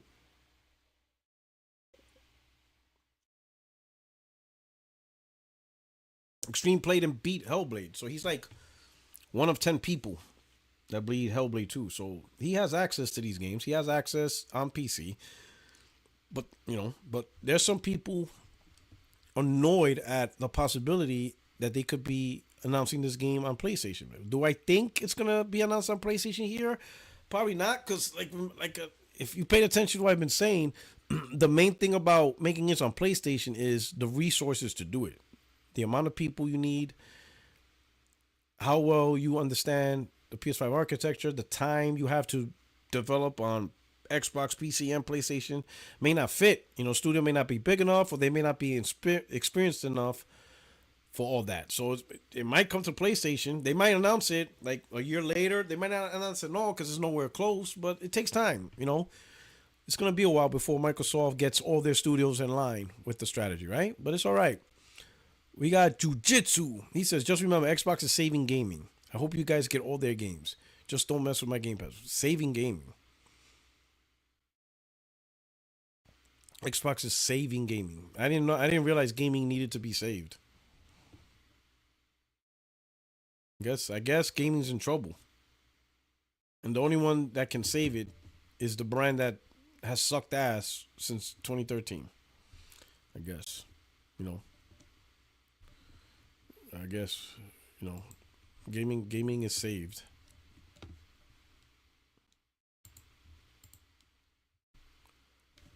All right. Shout out to Jiu-Jitsu. What did M say? M said, sure thing, mate. I'll get those Xbox games, then buy them on sale. We all know they're not worth 70. South of Midnight excluded. He will pay 70 for South of Midnight. Cute. Like Sony sends all their games to PC. Really enjoying God of War 2 on Windows. And he just said, yeah, a little like that. Like Starfield. He said, nah, that was garbage. Bro, yeah, holding out to Starfield, man. You guys are going to get a heart attack when that, that I don't know. What else is here? You think MS is going to keep day and date if people keep buying games and not subscribing to Game Pass? Oh yeah, they're keeping that. M on the podcast, he's adamant saying that Microsoft should stop the whole day and date, but I think that's too far gone. This is weird. This is the weird energy. This is another weird energy. Looking forward to seeing you pay $70 for each one of them. So there's somebody on the internet looking forward to a stranger on the internet paying $70 for games. And they wonder why we call these cats broke. Great way to show how pathetic you are. Keep it up. Looking forward to games is pathetic. What kind of game are you? So Barrio Ocamp is upset that someone is looking forward to playing games. What's his reply? Don't play dumb. You know why you posted. Oh yeah, I replied to that. Yeah, he's looking forward to seeing some games. What's the problem? And he disappeared. Why does bro look like Morey if he studied at Harvard? What the fuck?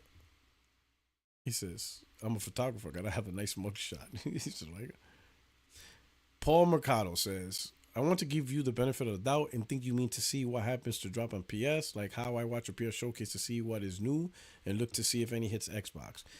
No, that doesn't make sense. I thought he was going to say to see if any hits PC, which that's literally the same thing, right? When PlayStation has a show or state of play, right? When the PC gamers see a state of play, they're looking at games that will eventually, doesn't know when, but they'll eventually come to PC. So how is that? You know what I'm saying? So a state of play, a PC gamer could look at it and be like, all right, now I see some titles that's going to come on PC. Sure. So, if it's like service, it'll be day and date. Maybe a remaster remake might be day and date and stuff like that. Tempo titles, it's timed exclusive, right? So who knows how long they have to wait. But, but watching, like if you watch a state of play, are you really watching a state of play wondering all the games? Maybe if it's third party, right? Because state of play do show third party, so that would make sense. Um,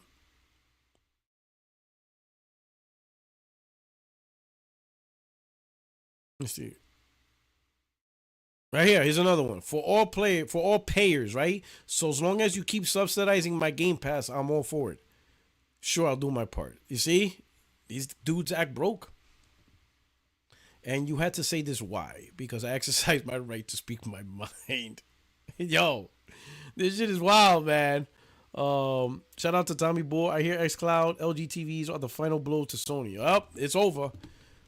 All them sales of LG TVs, Samsung TVs, Fire Sticks. That's like 200 million consoles sold. Only reason you want Xbox games is because PlayStation themselves would rather give you movies and smell-o-vision than actual games. Man, these guys are really hurting. Unbelievable. Keep paying. Yeah, it's not really a big deal. Like, you do realize most games have to be bought, right?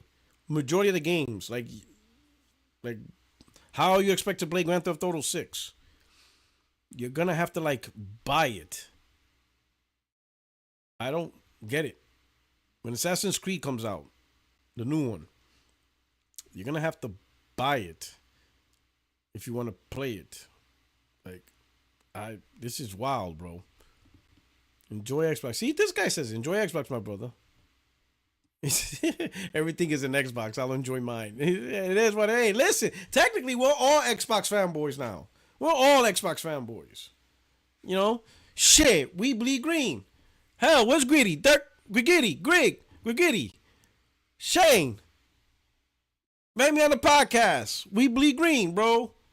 Right here, bro. My shit. My blood runs green. Get me on the podcast. We can talk about it. We can chop it up. We're all Xbox guys. We're all loving Xbox. That's right, bro. I'm going to rename my podcast. I'm going to call it 30 Frames. What's that shit called? What's that bullshit that they like on Xbox? That fucking feature that they live and die for, even though like 10 people use it. That the velocity architecture helps out. What's that bullshit called? Quick Resume. There you go. 30 frame Quick Resume podcast. You know what I'm saying? That's it. 30 FPS, 30 frames, Quick Resume podcast. Bleed green up in here. You know what I'm saying? Goddamn right. I'm an Xbox fanboy. Shit, you guys might as well call me the Wizard of Oz because I'm running the Emerald City. The Green City belongs to me. I'm the Wizard of Oz. We're off to see the wizard, the magical Wizard of Oz. That's me. I run the Emerald City. Boy, my blood is so green, Superman can't even stand next to me. You understand what I'm saying? Yo, we bleed green. Let's go. Let's get it. Let's kick off 2025. You know what I'm saying? My blood is so green, Superman can't stand me. You know what I'm saying? I'm the only dude he can't beat. I'm the greenest of the green. All right? I run this Emerald City. The Emerald City is mine. We all Xbox up in here. Everybody's an Xbox. You know what I'm saying? First, it was I don't need an Xbox. I have a PC. Points are pathetic. Man, these guys are mad. I have a PC and everything's an Xbox. Pathetic, dude. Yo, why are these guys upset? Oh, I know why. Wait a minute. Jason 2549. Oh, these are bots, bro. Yeah. Oh, you boy lover 6557789. What was it? That was in Transformers. Y'all find joy in Xbox games and are eager to get your hands on Xbox games for than your own. That's proof that Xbox Studio is really saving the industry. Holy shit. Yo, you Xbox dudes. I give you a hint, bro. When whoever writes the battle plan, you guys are rank and file with that shit. Y'all rank and file with that gaming industry. I don't think you understand that PS5 gamers, you get Naughty Dog and Coalition. On Xbox, you get Coalition. But anyway, pop off. Xbox saving gaming, right? Whatever. Sure. Enjoy. PS not getting anything. Haven't so far.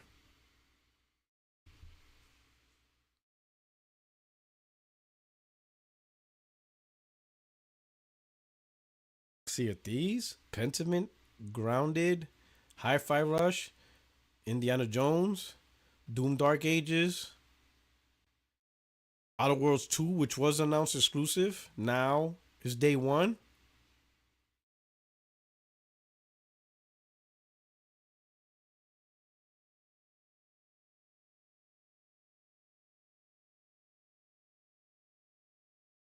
That's all right. Great years for port baking. Oh man, these guys are hurting. This is not the win you think it is. That's hilarious, you absolute clown. Cooper78 is upset. This is not the win you think it is.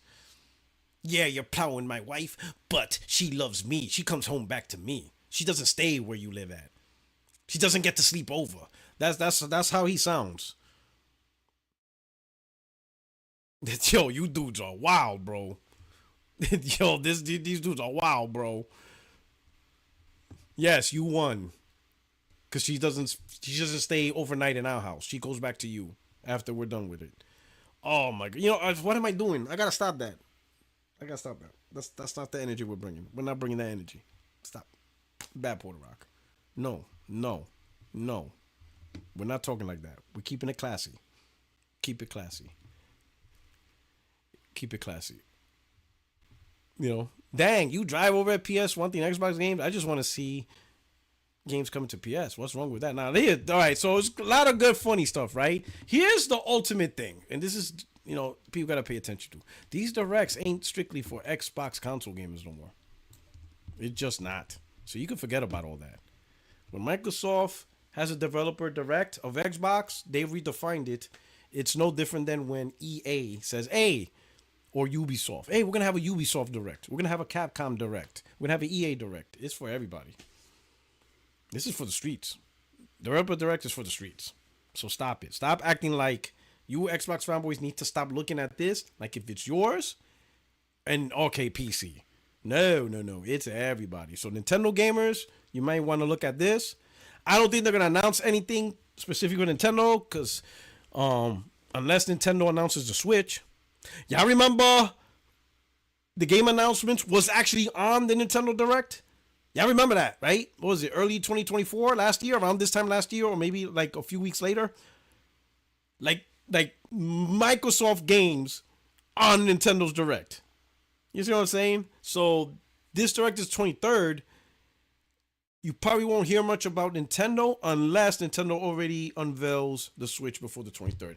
If Nintendo unveils the Switch 2 before the 23rd, this direct is going to be really interesting because you could potentially see what they're going to do on Nintendo Switch 2. But 23rd is 11 days from now. I don't think Nintendo's gonna announce anything. But if Nintendo announces this, officially unveils the Switch 2 before the 23rd, this is gonna be really interesting. Because guess what? If you're a Nintendo gamer and you're interested in Switch 2, you definitely want to pay attention. You're gonna want to pay attention to this and see how this plays out. You know what I'm saying? Y'all gotta, you Xbox dudes, you Xbox fanboys, Xbox enthusiasts. Xbox is for everybody now. It's for PlayStation gamers, it's for Nintendo gamers, it's for PC gamers, it's for handheld gamers. It's not an exclusive thing for you loyalists. Microsoft is not rewarding you guys for loyalty. So just let that go, man. Just let it go. Let it go, right? So now let's do some of this, right? Let's go over this right here. I'm gonna help you PlayStation guys out, right? Because you guys, I gotta help you. Sometimes I gotta help you guys out. Sometimes it's not worth the console war for everything. Like you shouldn't be fighting everything, right? You guys don't need to fight everything. You really don't. Sometimes you just look at it and be like, cool, and then just move on. Okay, some things is just like cool, right? So this dude, couple of fools, this dude blew up, So first, shout out to him for having that rival video, and it blew up, right? So good on you. Good on you on that rival video. More blessings to you. Keep going. Do what you gotta do. But let's listen to the PlayStation fanboys hate me for enjoying gaming. Let's hear. We're gonna just hear a little bit of it, right? It's 9 minutes. But we're not gonna listen to all of it. Shit. I can't believe I have to spell this out, but here it goes. Are you ready? Okay. Me enjoying the Xbox Series X the way I am, that does not equal me hating the PlayStation brand. Try and digest that. I know it's really hard for you ponies out there. Me enjoying Xbox does not equal me hating the PlayStation brand. I love the PlayStation brand. I probably love that brand more than you do, right? That PlayStation has been a part of my life since I was a child. A massive part of my childhood, and the memories I created are all on PlayStation. How could I hate that? The experience of playing Metal Gear Solid 1 and experiencing that cinematic masterpiece, it resonated with me so much, and I'll never forget. I like that. I like the fact you mentioned Metal Gear Solid 1. That prime. All on the PlayStation. I remember getting Devil May Cry and Silent Hill 2 with my PlayStation 2 for Christmas, and I'll never forget the excitement. I remember playing through Devil May Cry and absolutely losing my mind over it with my friends. Just talking to them, how I talk to you guys right now, losing my mind over it. Because it was like peak. I mean, it was peak, bruv. Devil May Cry was just, oh my god, it was insane. Right? So many memories. Shadow of the Colossus, bruv. The excitement of Metal Gear Solid 2 coming out. Do you know what I mean? I remember the disappointment of Devil May Cry 2 and then the redemption that was Devil May Cry 3, all on the PlayStation, bruv. Final Fantasy 8 was my jam, man. Wasn't a fan of 7, didn't really like it. But I got 8, it came on like a million Alright, we're gonna have problems. You ain't like 7? No, I'm just kidding. discs, all on the PlayStation, and I loved it. Do you know what I mean? Resident Evil 2, Resident Evil 3. Shout out to Johnny Gaming. Imagine Series S games run better on Switch 2. Oh man, don't do that. Don't do that, Johnny Gaming. We're not doing that now. Johnny, oh my god. Man. My man said Switch 2, the absolute worst version is the Series S. Oh man. Don't do that. Don't do that, my boy. Yo, man. Come on now. Oh man, don't do that. Yo, if the Switch 2 runs games better than Series S, oh man, them Nintendo fanboys gonna run wild, bro.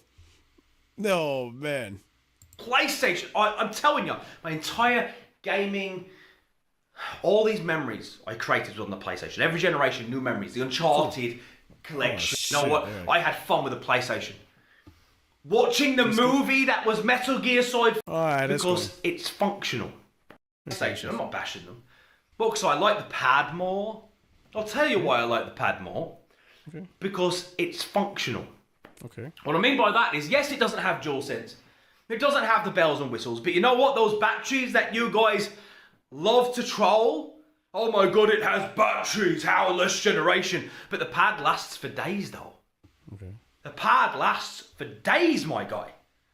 It's great. You put batteries on, you don't have to worry about it. Alright, I already heard this in 2020. And because it's not implemented, the thing is, it set a standard really early with Astro Bot. You play Astro Bot and you're like, oh my god, this is amazing. This is the most next generation thing I've ever felt. This is going to change gaming forever. But I'm just skipping through because I don't want to. I made a video about Sea of Thieves. Tell me, people, who's searching for Sea of Thieves videos right now? Is that a trending game or a topic? No. I played the game for like an hour and a half. So you're right. I haven't played that much. That's why I haven't reviewed it, bruv. I never came out here and said I'm a guy who will analytically break down the game. I play Halo, I'm excited, I talk about it. I meet the Flood, I'm excited, I talk about it. If you watch that and you think that's disingenuous, you're entitled to your opinion. Alright, so let me help out PlayStation gamers, man. Listen, just let him enjoy his Xbox, man. Just let the man enjoy his Xbox. Listen, you don't have to fight. Listen, I'm going to tell you right now, you don't have to fight people who make videos saying they like Xbox. This shit's over with, bro. You understand what I'm saying? Let him enjoy his Xbox. And let him enjoy his, I hit the like button, man. Look, holy shit, 721. Keep doing your thing, bro. This is not really a battle y'all should be fighting for. It's like he's telling, my man's just out there saying he loves Xbox. There's a community of Xbox that need that type of content because they feel beat down. So let them enjoy it. Let them have fun. You know what I'm saying? Listen, man. We already got We Bleed Green. They said we won. All right. What more do you want? We got We Bleed Green telling us Puertorock and J-Dub won. So let them have fun. Listen, what more do you want? Let the man have fun. Let him fun. Let him do his thing. Let him experience the Flood for the first time and all that stuff. It's not a big deal, right? But what we are gonna do, we're gonna truly enjoy some Xbox Salt. We're really gonna enjoy some. Y'all ready for some Xbox Fanboy Salt? Hold on. Let me go find it right now. Give me a second. We're gonna go find it right now. Y'all ready for this? Are y'all ready for this? Hold on. Where is it? Hold on. Give me a second. Give me un momento. Where's it at? Let me find it.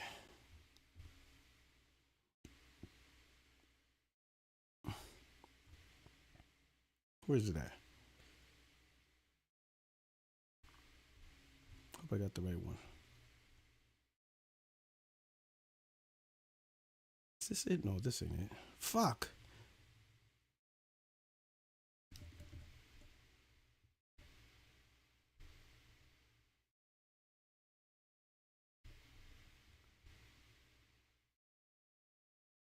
I think it's this one. Let me see. Let me double check. Get it over here. This led to this. Paul Tassi writing an article. Paul Tassi, Tom Hanks. This Other ain't series S6. No, that ain't it. Where the fuck is it?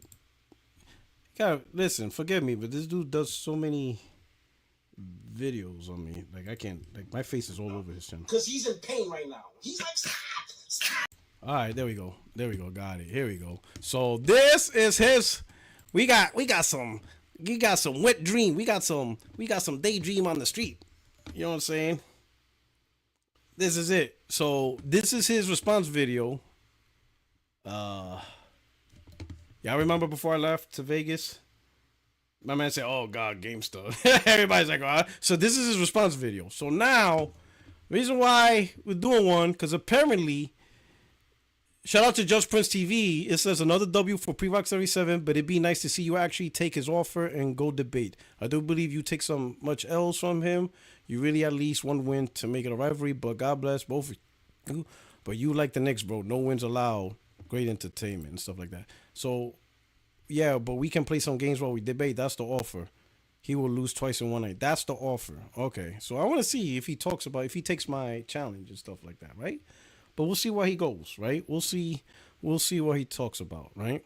Let's see. You know, I got this man in shambles, bro. This dude has dedicated about 5 hours of his life attacking everybody, including his own family members. Bro, what's wrong with you, man? Like, I get it. You know, you can have a special ceremony with your PlayStation 5 and have these PlayStation 1, 2, and 3 children, but man, give it up already. Just marry your gaming console, tell everybody how much you love the PlayStation brand, and end it. But you love it so much that you prefer to talk about Xbox. Well, Gamester, you do the same thing. Well, like I said, I actually have a PlayStation 5. Why does he do that? Why does he act like I'm having a conversation with him in his own voice? Like, I don't really care if you talk about PlayStation. It's you Xbox fanboys that be out here worrying about what we talk about. And you're like dedicating 5 hours, bro. Look at this shit you doing. Like, holy shit. You already responded to my last video. Yo, bro. This shit is wild, bro. Look at all this. You're talking about dedicating, like, look at all your content. You're dedicating your life to us. Dreamcast guy, Marlin Gaming Nation. Oh, look, you actually tried to make a content on games and no one gave a fuck. 126 views. Like, I don't understand this dude. This dude makes fun of us because he's talking about, look what you guys dedicating, and like, look what you dedicating to. You watch all of these guys' content. Myself, everyone here. This is weird, bro. But anyway, we're gonna continue.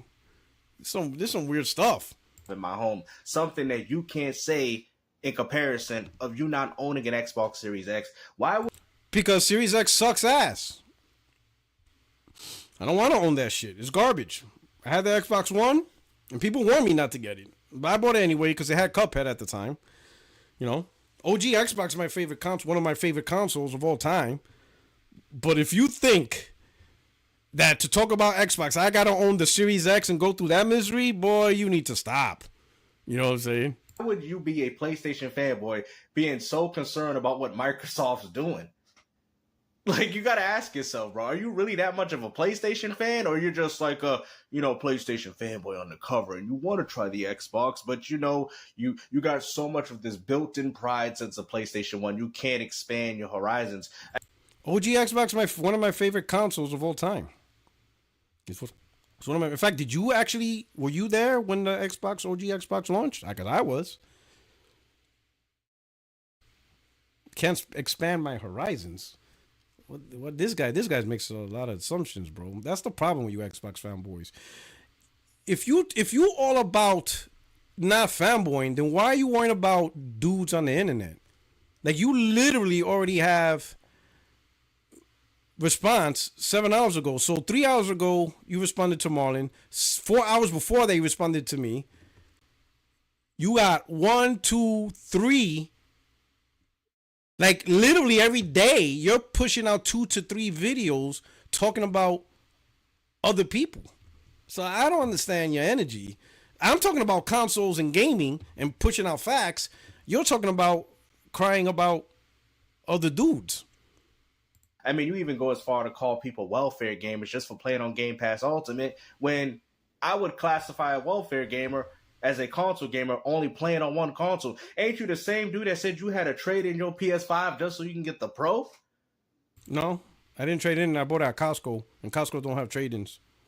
So now you're worrying about my life too. All right. Okay. All right.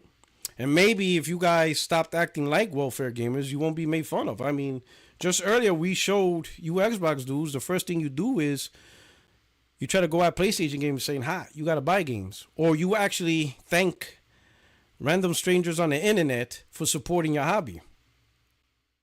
So if you don't like being called a welfare gamer, just stop acting like one then. I mean, that's the best advice I could give you. Just don't thank, listen, don't go on the internet and thank a random man that you don't know and say thank you for supporting my gaming habits simply because they are going to buy games. Just don't do that and you'll be all right. But if you're going to do that, they're going to make fun of you. Like, how you gonna call yourself a real gamer and you gotta trade in your belongings, but yet you guys want to call Well, I didn't trade in.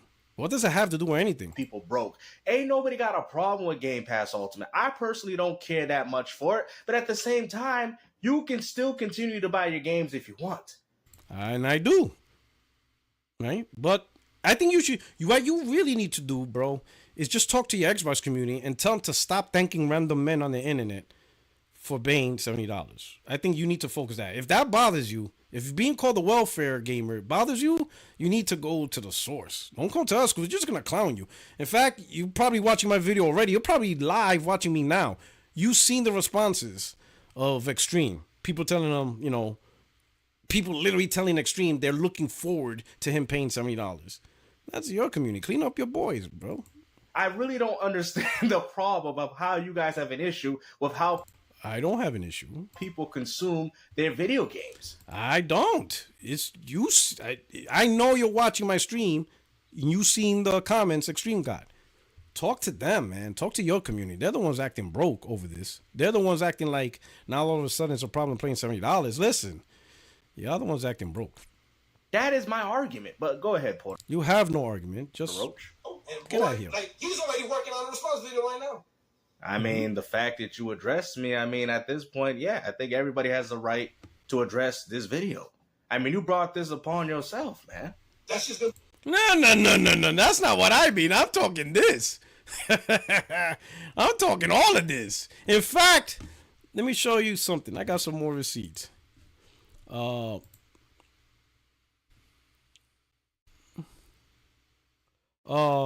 So the video I did on TV, remember guys, that video I did? Literally that day, Homeboy already scheduled a streamer like within 3 hours. And that wasn't a video for you to respond to. That's not a video. I didn't talk about you in that video. Right? Literally the video, maybe I uploaded it and it was probably in circulation for 2, 3, maybe 4 hours. And he already scheduled content on his channel. And 2 hours before that, he talked about Reforge. And 5 hours before that, he talked about Dreamcast. My boy. Like, you literally, your daily schedule per day is revolved around us. Like literally. So don't come with this, I have a right to respond. Your schedule every day is at a minimum revolved around Dreamcast, myself, and Reforge. And that shit is crazy. I mean, put in the work, I guess, but that shit is wild. That look at this shit. It's crazy. So nah. It'll be uploaded in 8 hours. Listen, I know your phone be blowing up. As soon as I go live, as soon as Reforge goes live, as soon as Dreamcast does something, your phone's on notification. Yo, that shit's wild. Yo. And even still, like if you look on his channel, that dude uploaded videos on New Year's Eve and New Year's Day. So this dude couldn't even celebrate New Year's. That shit is wild. You know what I'm saying? We're going to talk about this one right here. We're going to talk about the third party one, right? Because everybody, bro, the worst decision, boy, everybody's on that way. But we're going to talk about this one. And you feel attacked. You know, the poor little cucaracha, he just tried to hide underneath the file cabinet, and now he's exposed, and now he's out here blaming everybody. He's even eating his brother. Like, I mean, what are you guys doing, man? I thought you guys said that y'all stick together, but yet, for some reason, you even threw your own brother into the mix. See, so that just tells me you're soft, GameStar. That's why you ducking this debate. See, these Xbox dudes, they need that glass, you know, they need that silo, they need that echo chamber, right? So when Doc was on the channel, we had a disagreement. He sees that, oh, you attacking your brother. No, that's just two men having a discussion. They disagree on each other's terms. You might want to try that. Oh no, you're too scared to do that. Or we'll find out. But you guys ain't built that. You Xbox dudes this gen are the softest content creators I ever seen. You guys just stay in your own echo chamber, and any little disagreement, y'all feel attacked. That shit's crazy. You soft, bro. Like when you walk down the street, people think the ice cream truck is coming by. Soft, bro. I mean, some brother you are. Interesting, right? Let's review, right? Because here's the reality. Uh-oh. Listen here, Toxic Avenger. Yo, Microsoft's gonna force your ass on PC, whether you like it or not. Yeah, I mean, at this point, we all playing on PCs. I mean, they're all manufactured by AMD. The end. I mean, you install your games, no matter if you have a physical copy of a game or not. That's something that's not very reminiscent of console gaming. You should know that, considering that you played on the, Sega Saturn and the PS1. I mean, you install your games no different than how PC gamers install their games online. You guys are living in the same reality as what PC gamers had to do when they eventually had to get rid of physical media. How do you people not see this? The proof is right in front of you, but yet you guys want to still downplay. I mean, at this point. So consoles are PCs because you install games on the hard drive.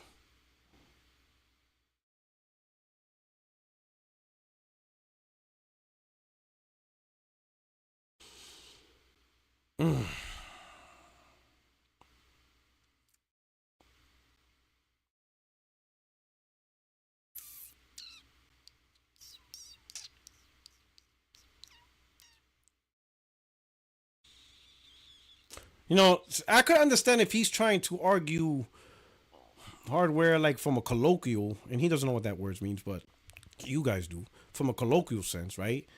Like the definition of a personal computer, you know, processing information, because then under that, you know, definition, smartphones are PCs, you know, they're personal computers that do computation and for a specific task. So technically a tablet would be a PC, iPhone would be a PC, Mac, PCs, whatever, because they all have processors, RAM, and stuff like that. But when we talk about console and PC from a gaming perspective, we know the vast differences between the two products. But he's trying to break it down that everything's a PC because you install games.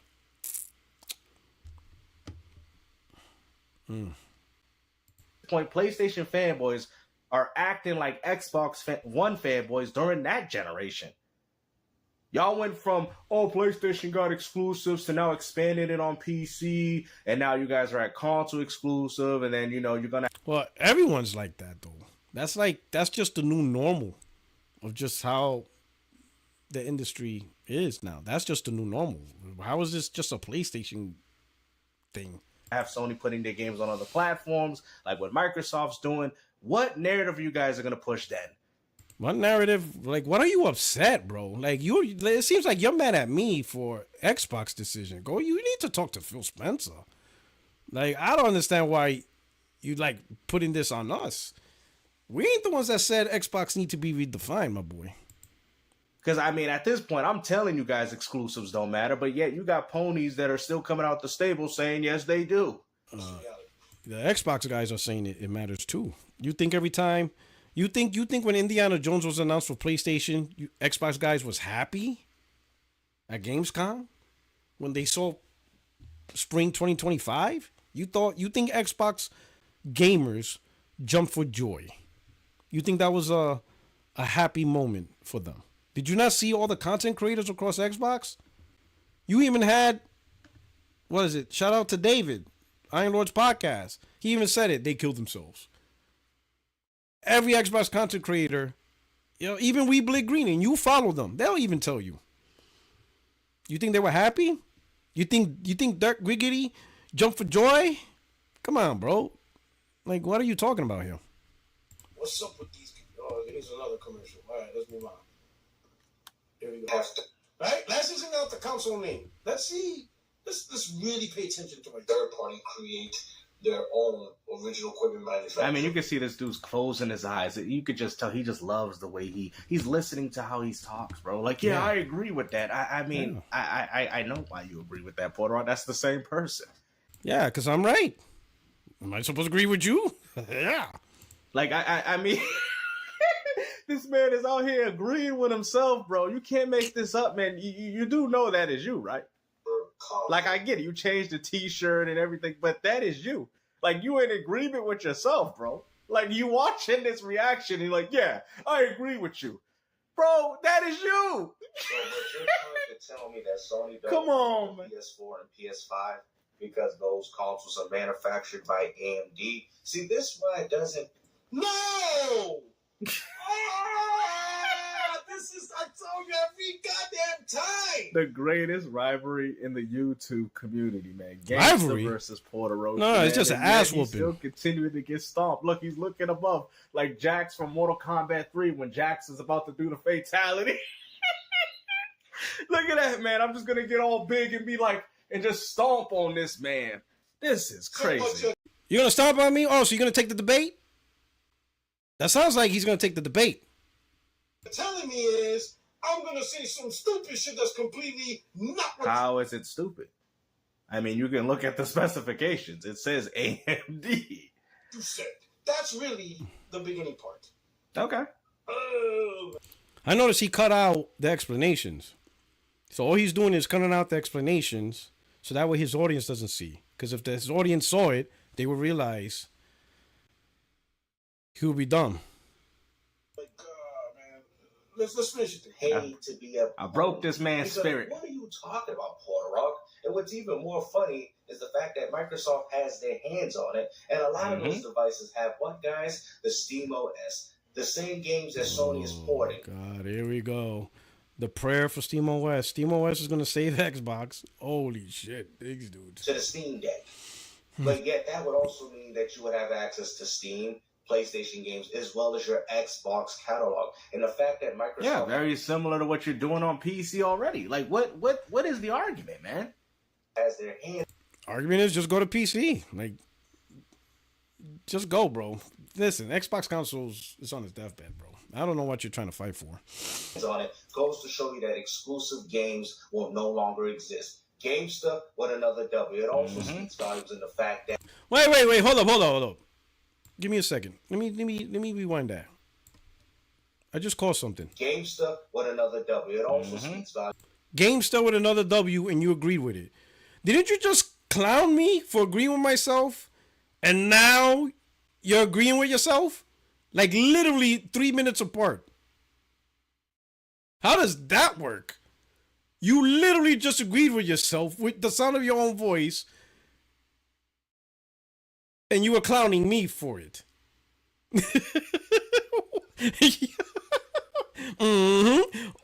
You literally 2 minutes, like, man, wow, a 2 minute difference, 3 minute difference, clowning for agreeing with my own voice, and you just agreed with your own voice. Yo, this dude is like, yo, In the fact that Xbox you can't 2025. say exclusive games exist after all your games are being ported to the PC. Like, how can you guys still fight over the concept of exclusivity? I don't care if it's not a console, or I don't even care if it's on the previous console. If the game is not played on one console exclusively, then it ain't an exclusive. That's exactly how we see things. That's exactly how we seen things in the 90s. If you can play a game on another platform, then it ain't an exclusive. But we've gotten to the point where people have changed it. Oh, well, it's a console exclusive. Well, it's a fanboy Sony Nintendo exclusive. It's stupid, bro. Once you start doing stuff like that, then at that point, you're just capping. why does Microsoft and Sony... Hold on. Let me show you something.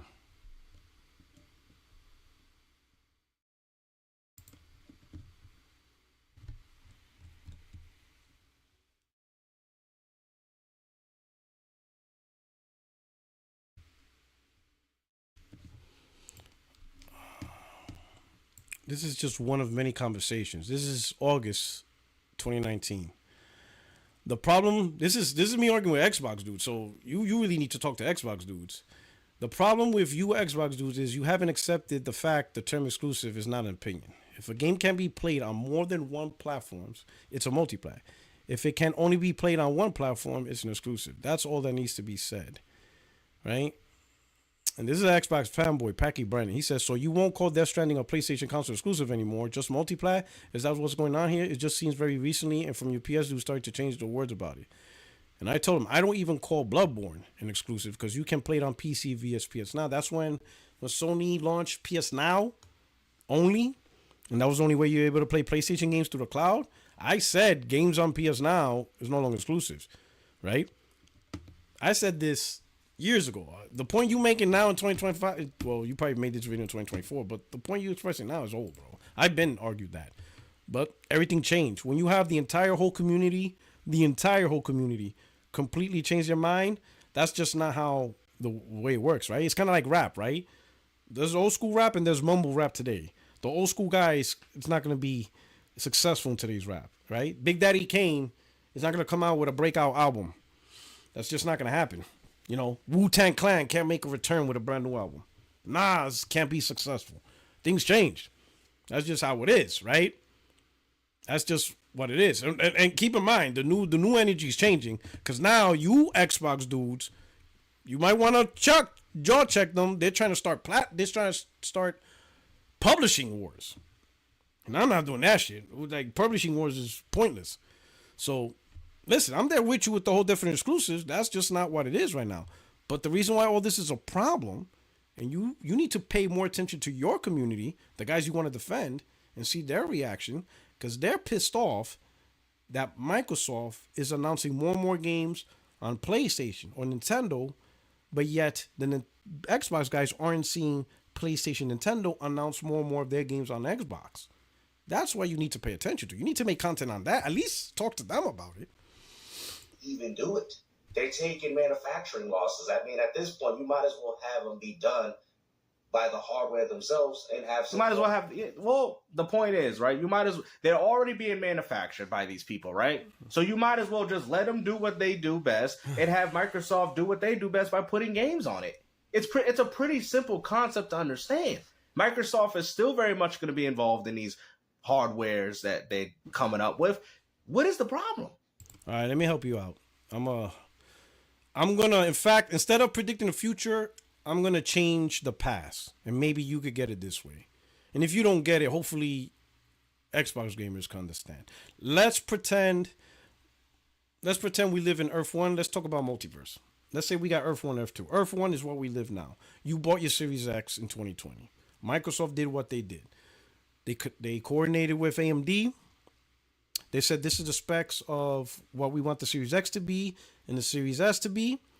AMD and everybody got it all together, put the technologies they want, and in the end, I'm just making up numbers just so that way you can understand. Let's say it costs Microsoft $600 to build the Series X and $400 to build the Series S, because Microsoft's primary purpose is to get these consoles in the hands of gamers, in the hands of consumers, so where the money they can really start generating is through Game Pass, through game sales. You know, get the Madden sales, college football sales, 2K sales. Just get all those sales. Buy controllers. All the things that comes with when a gamer buys a console. That's where the money's at. And Microsoft is investing in that. So what Microsoft does is, hey, we built the Series X for $600. We're going to sell it for $500. We built the Series S for $400. We're going to sell it for $300. They're going to take a loss on that. Right? They did that. They said I already lost him with Multiverse. No, it should be all right. Hopefully he watches comics. But anyway. So now you bought your Series X and Microsoft willingly lost money when you bought that Series X, because what they're interested is in you owning that console, because they know you're going to log on. You're going to buy games. And that's how they're going to make back their money, right? The problem with Microsoft is they're having trouble getting that console down, or any of their consoles down, to profitability. But don't worry about that. It's irrelevant. Main thing is Microsoft cares about selling you a console so you can start buying games, so they can make money off of everything you buy. Whether it's Game Pass, you buy third party, you buy the first party. Oh, I want the controller, elite controller, all that stuff. They want you to do all that, and that's why they get their money. So that's Earth 1. Now let's look at Gamester, whatever the fuck you want to call yourself, on Earth 2. On Earth 2, Microsoft already started their OEM, let Acer build it. So Microsoft says, hey, we're not making consoles. We're going to lease the name out. Let's say the only stipulation is it has to be AMD technology. The processor and GPU needs to be AMD. Let's say that's their stipulation. It cannot be NVIDIA or Intel. It must be AMD. So go out there, make your deals with AMD, release whatever the hell you want. Boom, we're out of it. We'll give you the software. We'll give you the operating system. And okay, cool. we're gonna use Acer as an example. Acer's like, cool. We're gonna lease the Xbox name, right? But here's the thing: Acer doesn't have a marketplace to sell games. They don't have a storefront, whatever, right? So they're not gonna make money in terms of software sales, subscription sales. They don't got none of that. The only way they make money is actually through the hardware. So they have invested interest in selling the hardware for profit. Unlike in Earth 1, GameStop bought the Series X for $500 when it cost $600 to build. In Earth 2, that's not going to happen. Acer is going to be like, they're going to take the path of least resistance. They're not going to go to AMD and build a unique, motherboard, a unique internal integrated chipset specifically for these Xboxes. No, they're going to use what they already have ordered to AMD, which is their laptop integrated chipsets. They already have laptop integrated chipsets that are AMD processor, AMD GPU, right? So for example, Nitro 5, they're going to be like, cool. They're going to tell AMD, hey, those integrated chipsets that we already have ordered for you guys that are AMD, just print more and we're just going to put it in a new case. We're not going to put it in our Nitro 5 laptops. We're going to put it in this new case. And boom, this new case is now called an Xbox. Let's say it cost them, again, $600 to make this console, right? This Acer console. In Earth 1, you paid $500 as a consumer for a $600 console Microsoft built. But in Earth 2, this $600 console Acer built, you're going to pay $800. Because that's how Acer is going to make their money. Because they have no other way to make money once that console's sold. Once you buy that Acer Series X, that's it. They don't get revenue from game sales or Game Pass and stuff. They just get money from that console, Acer console. So the Acer Series X, yeah, $800. So now you tell me, is your Series X worth $800? Oh, and because it's a laptop, it's not even a custom integrated, specifically designed for that. I have a gaming laptop. I have a Nitro 5. PC gamers warn me, do not think you're going to have a good gaming experience on a gaming laptop. I didn't think it was going to be this bad. Sometimes I'm thinking, all right, PC gamers are a little bit exaggerated on the power performance, and they're picking all, they're right. Gaming laptops suck. They're not good at all. I have an Asus Nitro. This is what I'm on. I'm on an Acer Nitro 5 with an Intel Core and a GeForce RTX 3060. Sucks. And they're going to take that same motherboard, but AMD, put it in a shell, a new shell, call it an Xbox. Here you go, $800. So you paying $800 for an unoptimized Series X just because it has the SteamOS? That's what you're doing. That's what all you Xbox do. That's the new wave. You're gonna pay more for unoptimized, weaker hardware. Because that's how Acer makes their money. They're not gonna build a $600 Acer Series X for $600 and say, here, GameStar, $500. No. Here, GameStar, $800, $850. So yeah, your Series X, an unoptimized Series X for $800, you really championing that. That's what you're championing, GameStar? That's what you want? You want unoptimized Series X's for $800 that get blown out by the PlayStation 5. That's your future. And if you can't get that, I don't really care because that's your problem. Most of us, I'm here just to pass information, knowledge. Whether you use it or not, you go buy it then. If that's what you want to do it. I really don't understand it, but go ahead. I don't care. Joint venture with that because that's what they specialize in. Microsoft is just, focusing on the software and the games. Do you get what I'm saying? Because I have variations of laptops. That core motherboard, right? Let's say like Lenovo, Asus. Asus Nook, perfect example. Asus already has a Nook. They already have a configuration. It's called the Nook. You know what they're going to do? They're going to peel off the sticker that says Nook. Now the Nook is gone. And then Xbox. Here you go. So that's not the same with the PlayStation 5. Now, with your other stupid mention saying that, why doesn't Sony just allow third party to do it? The reason why is Sony has an invested interest to create a marketplace. This is the thing, you dumbass Xbox. And what marketplace is that, considering that you guys can't even sell your games worth a damn? Who cares if we can't sell our games? And what do you mean, what marketplace is that? Like, you say you play on PlayStation 5, right? So when you log on to PlayStation 5 and you go to the PlayStation Store and you bought 2K, because you play 2K basketball on your PlayStation 5, you bought 2K on the PlayStation Marketplace. That's the marketplace. And that's literally the reason what Sony wants. That's the reason why it's important for Sony to sell PS5 so guys like you can play 2K. Because when you bought 2K on PlayStation 5, that 30% went to PlayStation, not to Xbox. That's literally the whole fight of the console market. Where do gamers buy their games? And you bought it on PlayStation. Therefore, you gave Sony money. And I'm not knocking you for giving Sony money. That's not what I'm saying. I'm not doing that. So don't think I'm doing that weirdo shit that you Xbox doing. I'm just trying to educate you what the marketplace is. Those consoles establish a marketplace. So when you put that PlayStation 5 in your house and you got the Series X, you got two marketplaces. You have the PlayStation marketplace and you have the Xbox marketplace. That's a battle. Xbox doesn't want you to buy 2K on PlayStation. They want you to buy it on Xbox so Microsoft get that 30%. PlayStation's opposite. Don't buy it on Xbox, buy it here. And that's the battle. That's the marketplace battle. You know, this little thing about reselling games, that just tells me you're a hard-headed cat. You know, you don't like to learn. You don't like to listen what's being told to you. You just want to argue because to you the argument and trying to win the argument is more important when you should have taken the time and just be like, all right, hold on. What's Puertorock saying? Oh, I see what he's saying. He's saying that me buying games like 2K, Call of Duty, whatever, on PlayStation is what PlayStation's going after and what Xbox has having trouble doing. But, you know, you Xbox dudes are more concerned about trying to own ponies and all that. That's why most of your content is what you are. I see very little content of you just talking to Xbox gamers to teach gamers and stuff like that. Or even touch gamers in general of just straight knowledge. Because you're not really interested in the majority of your PlayStation exclusives have failed. Until Dawn remake, we can go through the whole. I mean, even Astrobot, even though the game was successful, mostly due to the low budget, but it only sold 1.5 million. And every PlayStation owner had access to Astro's Playroom, and yet they still decided to miss out on the game. Like, I mean, you got to ask yourself, is this really going to be beneficial for Sony in the future of gaming? I really don't think so. You haven't. So for one, what about Spider-Man? It sold like 11 million at $70 a pop.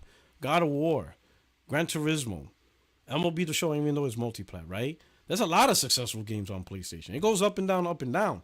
But the big key difference is the marketplace for all games to go through. Simply put, GameStar, PlayStation in the console market is Steam, right? It's just, you have to look at it that way. Like in the PC market, Steam is the most dominating console. And Steam is who? Valve, right? Valve don't really make games no more. They barely make games. But they're making more money than they ever did, even when they did make games. Valve is making more money now than they did when they were actually a game, you know, pushing out lots of games, Half-Life and Portal and all this stuff. They were nowhere close to the amount of money they're making they are now because they now in the business of being a marketplace. It's all about getting people to buy Hogwarts Legacy and all these other games through your store so you could connect that 30%. PlayStation does it the best, the very best in the console market. There's no one that does it better. Not Nintendo, not Xbox, not Sega. PlayStation absolutely dominated. You got to look at PlayStation as the Steam for the console market.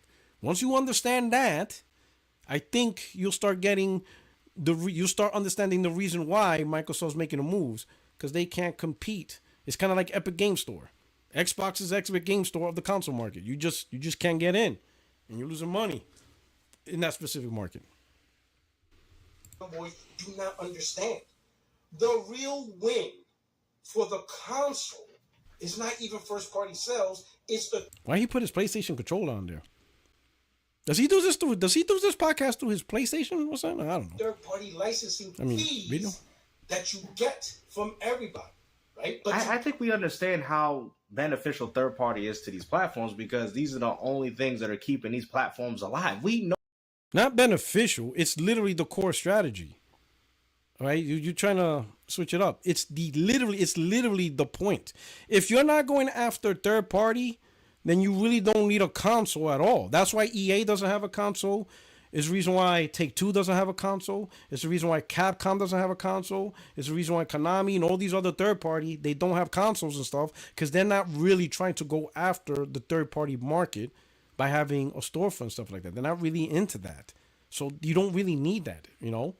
And that's what's happening to Xbox. Xbox, little by little, is going away because that third-party market in the console market, PlayStation owns that shit. They pretty much monopolize it.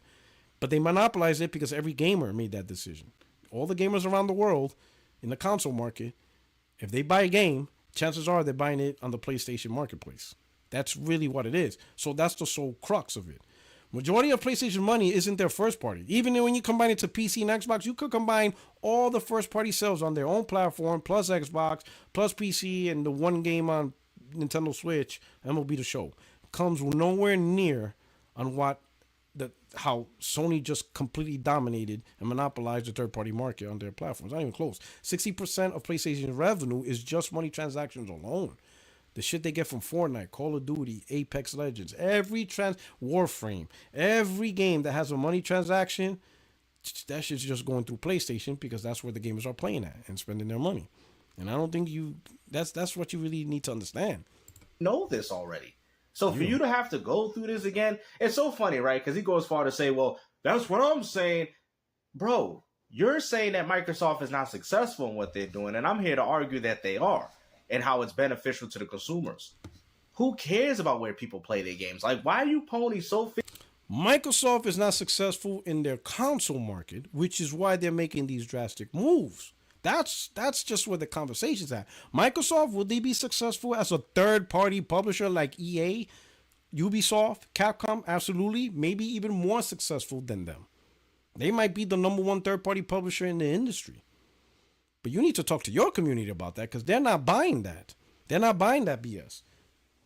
That's your community issue. Spend more time talking to your community and break it down. Hell, even We Bleed Green in their recent stuff, they're telling you that's what it is. Fixated on having exclusivity when your games are all going to PC. Let's skip some of the fluff because there's a lot of fluff in this video. No, there's a lot of stuff you couldn't challenge. But let's get to the good parts. Like, oh shit, all Dell did was took this laptop motherboard and they put it in this box and slapped the PlayStation 6 sticker and called it a PlayStation. When it's really just a Dell Gen Z laptop. I mean, that's exactly what they did with the PS5. I mean, the PS5 and Xbox Series X are essentially the same consoles, with Xbox being on one logo on one console and PlayStation 5 being on the other. No, not at all. I mean, you have the breakdown on both videos. They're completely built differently. You know what I'm saying? Just because you have a CPU and a GPU the same, the actual work goes on it. You know, Sony focused more on accelerometers and getting stuff, faster throughput. Microsoft focused more on raw power, so they did things different. Just because they have AMD CPU, GPU doesn't mean they're built the same. They're both completely different and stuff like that. They both have their own bespoke technologies. They both added stuff that's specific to their stuff. That's not, and that's the advantage of a console. It's not like PC where it's just configurations put together. No, so they're not both the same at all. Not even close. You didn't prove no point. What point are you trying to make? But at the end of the day, guys, what are they? They're both still consoles, right? Oh shit, these dudes are. Not if Microsoft slaps, not if Acer slaps a GP integrated chipset inside a shell. It's not, bro. That's not the same. An unoptimized, just a laptop chipset, and they put it in a different box. It's a laptop chipset, and a laptop chipset is not the same as a company actually putting in the effort to create a console with one SKU that actually is optimized for console gaming. It's a different.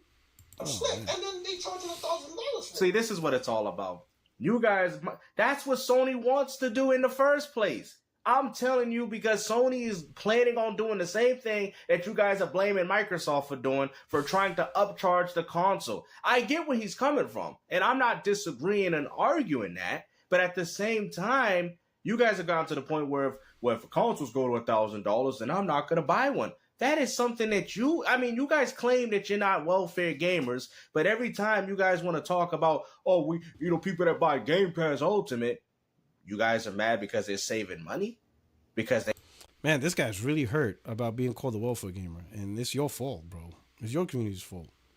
That shit's crazy. He brought that up again. You could tell he's really hurt. This dude's hard up on money. Listen, bro, if you really hard up on money, I'll stop. Because maybe you are going through some shit. But I will advise, tell your community to chill the F out. Tell them to stop. thanking internet strangers for supporting their gaming habits. Just put that there, bro. Don't put it on us. They don't have to buy games, so therefore they're welfare gamers. And you know the definition of a welfare gamer to me, Puertorock. I'm sorry, is a person that only plays on one console. A person that has to trade in his PS5 Slim just so he can get the Pro. Real gamers ain't got to do that, bro. Well, I didn't trade in my PS5 for the Pro. I just bought it. Got it from Costco. Technically speaking, I wanted to play gaming on my Nitro 5, which I have it here. But PC gamers warned me I would not like the experience. You know? This dude's mad because I didn't buy a Series X. Bro, I'm not an idiot like you. You understand what I'm saying? I mean, ignore me. Just go talk to the hardcore Xbox gamers that started out this gen all about Series X, and they left Series X and went to PC. So the people who were all about Xbox, they don't even like it. They moved on from that. But why are you fixated on me? They don't like it. The only difference between you guys and me, I'm smart enough to know what the hell I like, and I know what's going to be good and not good. Don't be mad at me because I have better, intuition skills than you guys do. You guys are the sucker. Like, same thing. Doc Dark. I told them he was not going to stay on that Series X. I told them, you're not going to like it, bro. You're wasting your time. Just go on PC and just start there. Invest your money there. Because you're going to leave that console. And sure as shit, he did.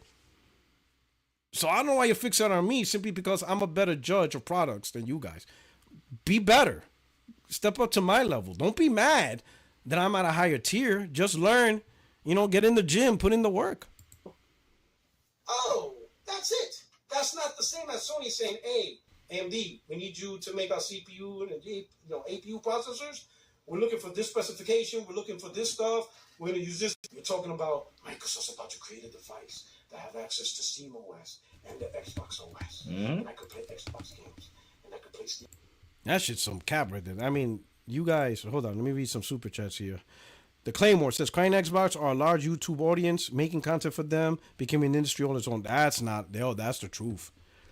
You know what I'm saying? There's like, I see this as group therapy sessions. There's just a lot of Xbox gamers that are disappointed. And they just need voices like this guy. But the thing is, they don't learn anything, bro. Like when you think about, let's just take the direction of Microsoft putting games on PlayStation. It wasn't Xbox content creators that actually was ahead of the game with that. They weren't paying attention to Phil Spencer, or they twisted his words.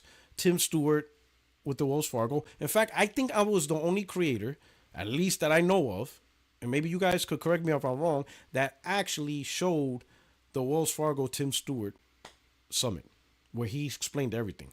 All the other people did, regardless of what type of podcast they have, whether it's Xbox, PlayStation, or just gaming channels, none of them showed it. All they did was, oh, look, I see a paragraph or an article. I'm just going to do content on that article. None of them actually took the time to actually show the words directly from Tim Stewart. I think I was the only one. And chat, if I'm wrong, correct me. If somebody else did that. And the thing is, the welfare, man, goddamn GameStar. The Wells Fargo Summit was free. You just went to their website, you put in your name and your email, and boom, got access to the summit, and you could sit down and just watch. It was recording, right? It wasn't live. It was recording, but you watched the entire recording, and you could just sit there and watch Tim Stewart. So that's what I did. I first sat there, and I'm like, all right, I saw the whole thing. So he was talking more than that topics, but the main part of the conversation I put on the channel and broke it down. But I sat there and I watched. I didn't read somebody else's interpretation to Tim Stewart. I actually listened. I just sat there and watched it. We're going to see GameStar with that content on his channel. Does Code have that content on his channel? Does anybody else have that? You know what I'm saying? So at the end of the day, GameStar, you could cry about people, but do you spend any time researching and having a conversation? Since you want to defend Xbox, are you actually doing research on anything Xbox or anything to keep your better community informed? Because right now, all it seems like you're just crying all the time on everything. You're going to spend 2025 crying on what every man says on the internet. I could maybe understand if I was saying bullshit and you were coming up with the facts You know what I'm saying? That I can respect. But you just double downing on bullshit information, which is weird. Wow, they're about to start a new venture. That's called PC. Yeah. And you have a problem with that? And what the funny thing is, if it's all being designed in a I mean, let's be honest. Even with the whole concept of a console came from the idea of PC. That's why you had consoles called the PC Engine. Even the NES at some point was labeled a PC, right? So these things have always been labeled PCs because that's kind of essentially what a console is. This guy's just arguing colloquial definition. This guy's real goofy. He's arguing colloquial. You gotta pick an energy. You know what I'm saying? All right. PC gaming and console gaming, right? If you want to just talk about chips and all that shit, it's the same, whatever, right? But there's a clear difference between, let's say, you buy a PlayStation 5 or you get a gaming PC, you have to treat it different. It's completely different, mechanics to it and stuff like that. It's not just simply install a game or not, right? PC has a little bit of more work, right? If you're a PC gamer, you have to be more conscious of each component and everything it does. You have to be more conscious of the mother, unless you go buy it, pre-built and stuff like that does the work for you, but you're gonna be paying a much bigger price for that. But if you have a PC, and even if you bought it pre-built, when it comes time to upgrade it, you gotta be conscious of the power supply. You gotta be conscious of the CPU, the motherboard. If you're gonna upgrade to a new CPU, is your motherboard complying with that CPU, or do you have to buy a whole new motherboard? Those are the things you have to worry about when you go into PC gaming and stuff like that, right? Now, if you go the integrated laptop version, right, which is PC gaming but laptop, sure, but it sucks because it's not well optimized. And like, for example, a laptop, this has an RTX 3060. This laptop with the integrated RTX 3060 doesn't perform as well as a desktop 3060. It's just laptops just doesn't have integrated laptops don't have that good of a performance and stuff like that. And then it's closed. The fan is loud as hell. It is. PC gamers that warned me, they were right. The experience on a gaming laptop is just not good. It's really bad. I mean, if that's what you gotta do, you gotta do. But that's the reason why I bought this laptop, because I'm thinking I can knock out two birds with one stone, right? I could play some games on this, 1080p. That should be good and stuff like that, and do my podcast.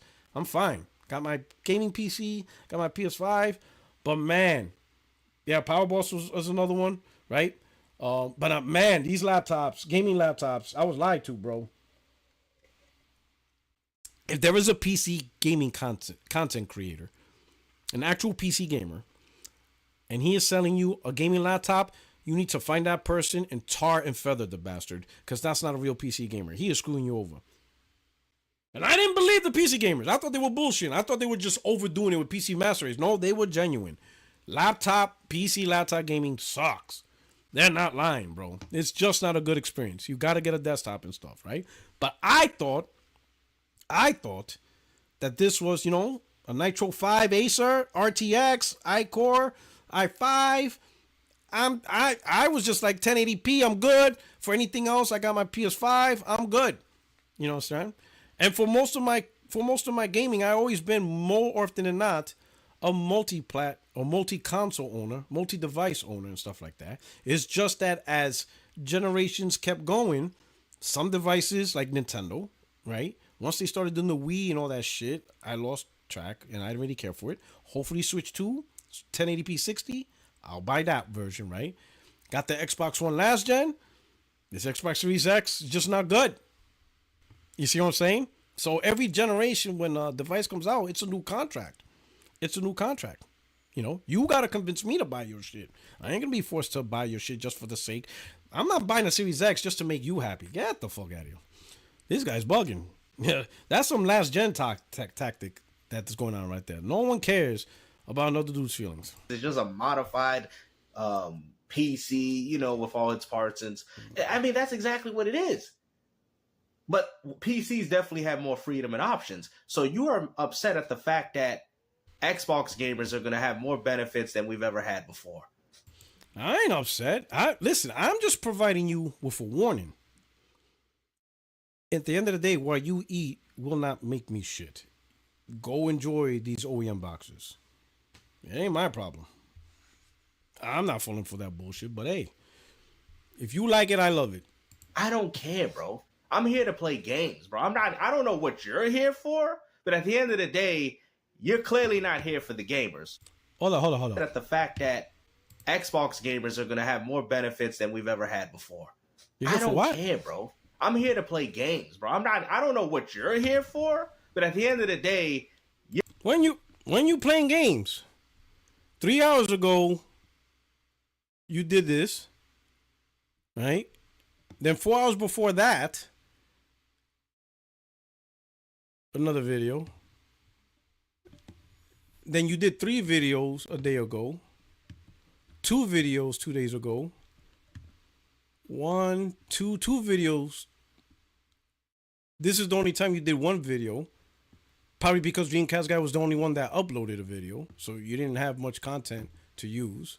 5 days ago, 1, 2, 3 the same day. And then, hold on, let's look at your stats. Let's see your average. All right. How many videos you do in the last 30 days? 104 videos in 30 days. I did 14. 104. And you are here for the games. How? You uploaded 104 content. Like, listen, from the grind perspective, I respect it. From a grind. Keep grinding. Get them subscribers. Get that money. Bro, keep grinding. I wish I can do 50. I wish I could do 50. I wish I could do 30 a month. 1 video. If I can do 1 content per day, oh man, I'll be caking. If I can do 1, just 1 per day. If I can bust 30 pieces of content a month, holy shit. This dude did 104 per month. And oh shit. Listen, I respect the grind, bro. I wish I can do 30 per month. 1 content every single day. Yo, this dude's wildin'. You're clearly not here for the gamers. Because everything... I clearly am, because I preach truth. And if Xbox gamers, like, if you fanboys like you listen to me, you would have at least made a more informed decision. And a lot of the stuff that's happening in the community wouldn't have been a shock to you. But it's your community, you Xbox fanboys, that actually fought against me, only for me to end up being right. So if you're really for the gamers, preach truth, preach facts, help them make better informed decisions. But you don't really care about that. What you really care for is try to own ponies. And I could tell you right now, you are definitely at a minimum, you are definitely not for the Xbox gamer. At a minimum, let alone for the gamers. And I'm going to show you why. Let's look at who you have. You have Marlon, you have me, Kid Smooth, with some Sonic stuff, Dreamcast Guy, Puertorock, Reforge, Kid Smooth, Dreamcast, my name again, Dreamcast, Puertorock, Marlon Gaming Nation, Reforge, Couple of Fools, PlayStation Shot Gamers, so you're defending Couple of Fools, all right, Dreamcast Guy, Kid Smooth, X-Vault, Puertorock, Dreamcast Guy, Couple of Fools, Dreamcast Guy, Puertorock, Stop Crying About Undisputed Boxing, all right, and you could tell nobody really gives a damn. It's funny, when you actually talk about games, your supporters ain't supporting you. They're there for you when my face is on the screen. When you mention Puertorock, you get your 1,000 views or higher. But when you actually try to talk about a game, I'm just saying, that's your people's. All right. So you know who I'm not seeing here on this list? I'm going to tell you. I'm not seeing Boomstick. I see MBG. So why? Why am I not seeing Boomstick? Why would I expect Boomstick to be on here? Because you're saying you're for the gamer.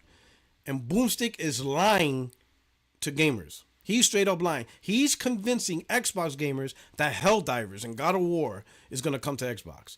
You and I both know that's bullshit. We both know that is absolute bullshit. They're not going to get with Phil Spencer, and you Series X gamers are going to start enjoying Helldivers within a year or 2. You know that's not happening. So if you were about the gamers, how come you're not protecting your Xbox gamers from other bullshit information that is not going to happen? I'm just saying, I'm not trying to say you should make that content. Do what you want, but don't Don't lie saying you're somebody that you're not. Who else we here? Glassdoor Gamer. There are more Xbox podcasts than fans now. Oh shit. Glassdoor Gamer says, ever install a console game that just works? As a Linux user and ex-dev, I never recommend PC gaming to anyone who can't troubleshoot software. All right, shout out to Glassdoor. And Claymores. Easy to make 100 vids a month if you do zero research. I think that's what it is. He just instantly reacts, spits whatever he spits, and says the words that Xbox fanboys enjoy hearing, but actual facts and knowledge, he really lacks. You just said, that sounds like a complete benefit to anybody that's continuing to play on Xbox. Like, you guys are so caught up in these consoles, bro. No wonder your games fail. Was Hellblade success? How well did Hellblade 2 do? I mean, rumor going on. I'm not even gonna get into it because why? He doesn't do research anyway. So if I bring up that, or if I bring up Indiana Jones, was it really successful? Like, what would be the point? He doesn't research that stuff. But you know what's even more funny about that? PC gamers don't even buy games either. So how is that going to resolve anything? There's a lot of cases where PC gamers don't buy very many games either. And to be honest with you, more gamers buy games on consoles than they do on PC on a few games. On a few case-by-case basis. It is what it is. Hey, clip that. Send that shit to Alex. Clip that shit. Send that shit to PC Master Race. Y'all don't buy games. His words, not mine. Hands up, don't shoot. Yeah, you are. Hey, I'll rewind it right back for you guys. Power Boss, you got this. Consoles, bro. No wonder your games fail. But you know what's even more funny about that? PC gamers don't even buy games either. So how is that going to resolve anything? There's a lot of cases where PC gamers don't buy very many games either. And to be honest with you, more gamers buy games on consoles than they do on PC on a few games. On a few case-by-case basis. It is what it is. It is what it is. It is what it is. Hey, don't look at me. No comment. Hands up, don't shoot. Like I said, Microsoft just wants to have more open markets so where they can monopolize more money while also expanding their console or their gaming division. What seems to be the issue? How are they going to monopolize the market when they're reducing their capability to be in the console market? I don't think, again, listen, I think we could both agree this is the best move for Microsoft. They're going to sell more games. They're going to make more money. They're going to have more games everywhere. Games on every device. I think we could agree with that. Cool.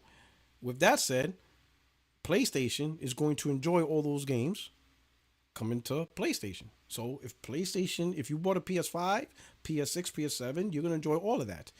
If you buy an Xbox console, let's say the Series X, you're not benefiting all that. You got stuck with the console that's not getting more games from other people because Nintendo and PlayStation is not interested to overwhelm Xbox with all that stuff. I think we could both agree Xbox going third party is just, that's it. That's all we got to say. Xbox is third party, and that's it. Don't worry about, I don't even know why you're bringing up PlayStation. Oh, but you got to bring up PS5. No, we don't. Xbox, fully third party. PlayStation, Nintendo, shit. If Apple makes a box, they're going to put it on that too. And that's it. I think that's it. I think we could both agree with that. Xbox DOA if Half-Life 3 is SteamOS exclusive from Valve. That's going to be interesting. I can't wait to hear more information about that. I hope that rumor is true. I want to see more information on that. Issue. Let me show you something, bro. You got an Intel Core Ultra 9-7 processor. All right, so like I said, we're going to explain exactly what he's essentially saying that the cost of a console is going to go up, but these are the things. No, not that simple. I was explaining the economy, and I just explained it earlier, so I'm not going to rehash it, but PlayStation 6 will be sold out of loss because Sony's interest is the marketplace.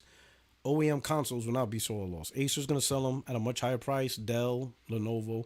I already explained it, so we're not going to go into things that are already in motion. These things are already in place, bro.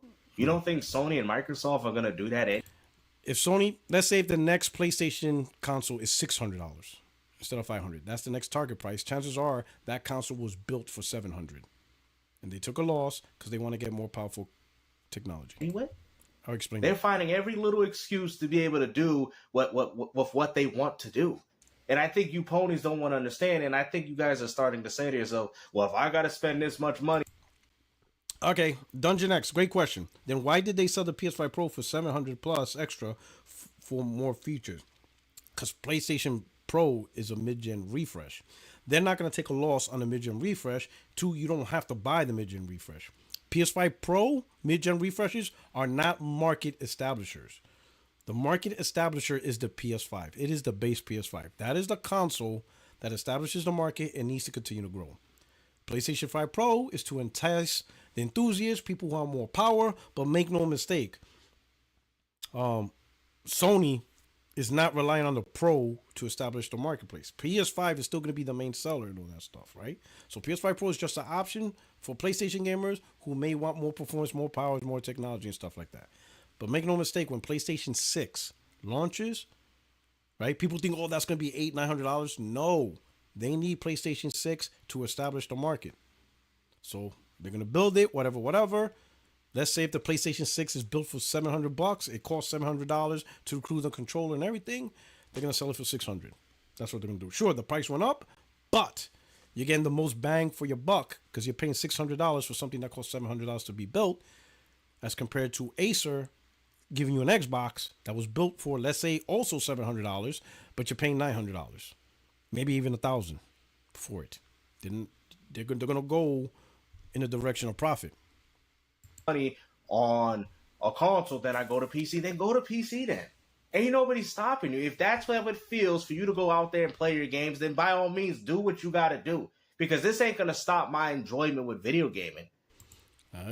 Who's talking about your enjoyment of video gaming? Well, bro, you're taking this personal? Listen, what you eat don't make me shit. Play your games, bro. That's like saying, oh, I'm not playing gaming because that PS3 was too dang high and I couldn't afford it. No, we still got one. So if you can't afford to buy these consoles or whatever, these games, or even support multiple consoles, well, that seems to be a financial issue for you. But on my side of things, that is not an issue. So I personally don't care. I don't believe you because you're really having a heart attack being called a welfare gamer. Ultra whatever. Factor. Bro, this is where it gets good. Keep the content coming. Because we bringing back the Sasson. This is what the Xbox community relying on. Bro, you guys need a better class of fanboy. Mm-hmm. Guys, I'm a fanboy. Okay. Well, you are. Like, why? My man showed a controller thinking he's free from... Yo, let me help you out here. Last gen, Crab Gamer, one of the biggest Xbox fanboys. Xbox Nation podcast, huge Xbox fanboy. But he owned the PlayStation 4 and PlayStation VR. By owning the products did not stop him from being a fanboy. So, man, like... You're trying to use old tactics that's already been dismissed. You having a controller doesn't dismiss you from being an Xbox fanboy. Your lack of knowledge, your thought process, and the BS that you create specifically to cap for Microsoft and Xbox is what makes you an Xbox fanboy. And Xbox got you know how stupid you sound knowing that I got more platinum trophies than you. Do you understand how foolish you sound? That I actually probably play on PS5 more than you probably do? Like, this is the problem, bro. It's like, you don't want to go through that profile check because I got multiple profiles that equal over 100 platinums. And what are you going to say then? Because everything you're saying right now is irrelevant. Oh, I know this. Doesn't matter. At the end of the day, we're gamers. Gamers play games. See, this is the problem. This is even an issue for PC gamers that I've known that actually have went to the PC platforms, that they're so worried about specifications that the one thing that they forget to do is just to play a video game. Like, nobody cares about what you know, bro. Because at the end of the day, when it comes to playing games, you're still not knowledgeable. The only thing you're knowledgeable about is Twitter. And what's even more funny, even Twitter's named after Xbox. It's X. You can't escape it. All right. So, 100 profiles, but this is one of your profiles, I guess. Maybe 10,000 profiles. I don't fucking know. Maybe he's lying. But this is you, right? Develops. This is one of your profiles, bro. You're a level 352 PSN gamer. And you do got 30 platinums, and you got like a total of 4,000 trophies. Okay. And this is me. Level 428. I got 10 less platinums, but I'm not a platinum chaser. But I got well over 8,000 trophies. So I want to know how you out here bragging about this stuff. Hold on, let me see if I could do this. I want to know. I don't know. I don't know how you're gonna go with the you're a gamer and I'm not. You're level 352. I'm 428. I'm way ahead of you. Oh, I got it. You got like 1,000 more profiles. All right. Sure. Okay. So I don't get your angle here. You know, over 8,000 trophies, they're not going to collect themselves. You got to play a lot of games, right? And you can't say I'm a level 428 because I spam like bullshit. You know, I mean, a game's a game, whatever. But you could gain a lot of levels by platinuming a lot of, you know, those indie games that takes like 15 minutes to beat. You know, the actual huge platinum hunters, they go after the easiest platinums you can get, the quickest and fastest. They have like 150 platinums, 200 platinums. You know what I'm talking about, right? And then there's platinums that you can get on the Vita, PS4, and PS5. So you get like 3 platinums for the same game and stuff like that. But I mean, whatever. I don't really care because, like I said, I'm not a platinum guy or competition for platinums. The platinums I got is just the games I enjoy and stuff like that. But level 428, he's 352. And yeah, apparently that's a problem. I'm telling you, man, these Xbox dudes, bro. Your fanboys, your console downgraded. Come on, man. Your games are downgraded, and your fanboys are downgraded. All this before 2025 for Microsoft to have such a killer year with all the games that they got coming out, while you PlayStation fanboys have nothing. Oh, What he said? Can you repeat that again? fanboys, your console downgraded. Come on, man. Your games are downgraded, and your fanboys are downgraded. All this before 2025 for Microsoft to have such a killer year with all the games that they got coming out, while you PlayStation fanboys have nothing. Oh, Sounds like you're arguing exclusives then. Is that what he's doing? PlayStation fanboys don't got Microsoft exclusives? It sounds like that's what you're trying to use right now. The funny part is, some of those Microsoft games are going on PlayStation too. And the question is, how much more? Like, so you're bragging about Microsoft games not on PlayStation, even though, like earlier, you were arguing about what the true definition of exclusive is. You literally went on a rant, like why PlayStation gamers are still trying to fight exclusives and stuff like that. Everything's on everything. It's on PC. But now you're bragging about Microsoft games not on PlayStation, even though Indiana Jones, Doom, Outer Worlds 2, the next Call of Duty, and who knows what the developer direct is gonna bring up. So you literally backtracked in your own video. You went from going at me about exclusive, and now you are bragging about exclusives. That's crazy, bro. That shit is some wild shit. In the same, I can understand if this was a different video and you forgot, but you literally, like, we're 16 minutes in. oh man. Let the woodwork come out. Let's go. Come on, Puertorock. Let's go. Oh man, this is bad. Indiana Jones, right? And Doom Dark Ages. Microsoft put up money. I'll use Indiana Jones. The games did it. PS3. I would go as far as So he skipped it. So I don't know. Like you say, he cut out a lot of stuff. But again, he's placating to his fan base, which is only making his fan base worse. They're just gonna remain dumb because he's not helping them. say the same thing. They had a few games that stood out, like Uncharted. Shut up. Let me just stop you. I mean, you're gonna keep saying shit. Uh-oh. PlayStation 5 is the most successful console they ever had. That's not true. You're lying to yourself because unlike the PS4 sold hardware, the PS4 also made a lot of money off their very own games. See, this is what you don't understand. When you're basing something, it's more than just consoles and how much a console sold because I'm lying. That was Sony who said that.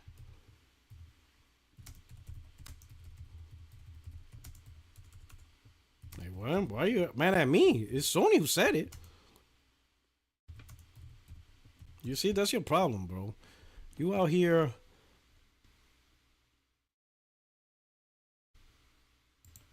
You're out here like getting mad at me. Right? Let me show you something. This is a graph from Sony, man. Like, that's your problem, bro. Like, you... Man, this guy's a fucking weirdo, but... This is their graph, right? This is theirs. This is Sony. And this was back in March, April, when they did this, right? And this is what they showed their investors. Operating income is the profit they made. So this is the PlayStation 1 generation. $3 billion in profit for the whole entire generation. PlayStation 2, and this is directly what the console is responsible for. $2 billion in profit for the PlayStation 2 generation. So technically speaking, PlayStation 2 made less profit than the PlayStation 1, which is crazy. They made a lot more money, but as you can see, profit-wise, PlayStation 1 was actually better.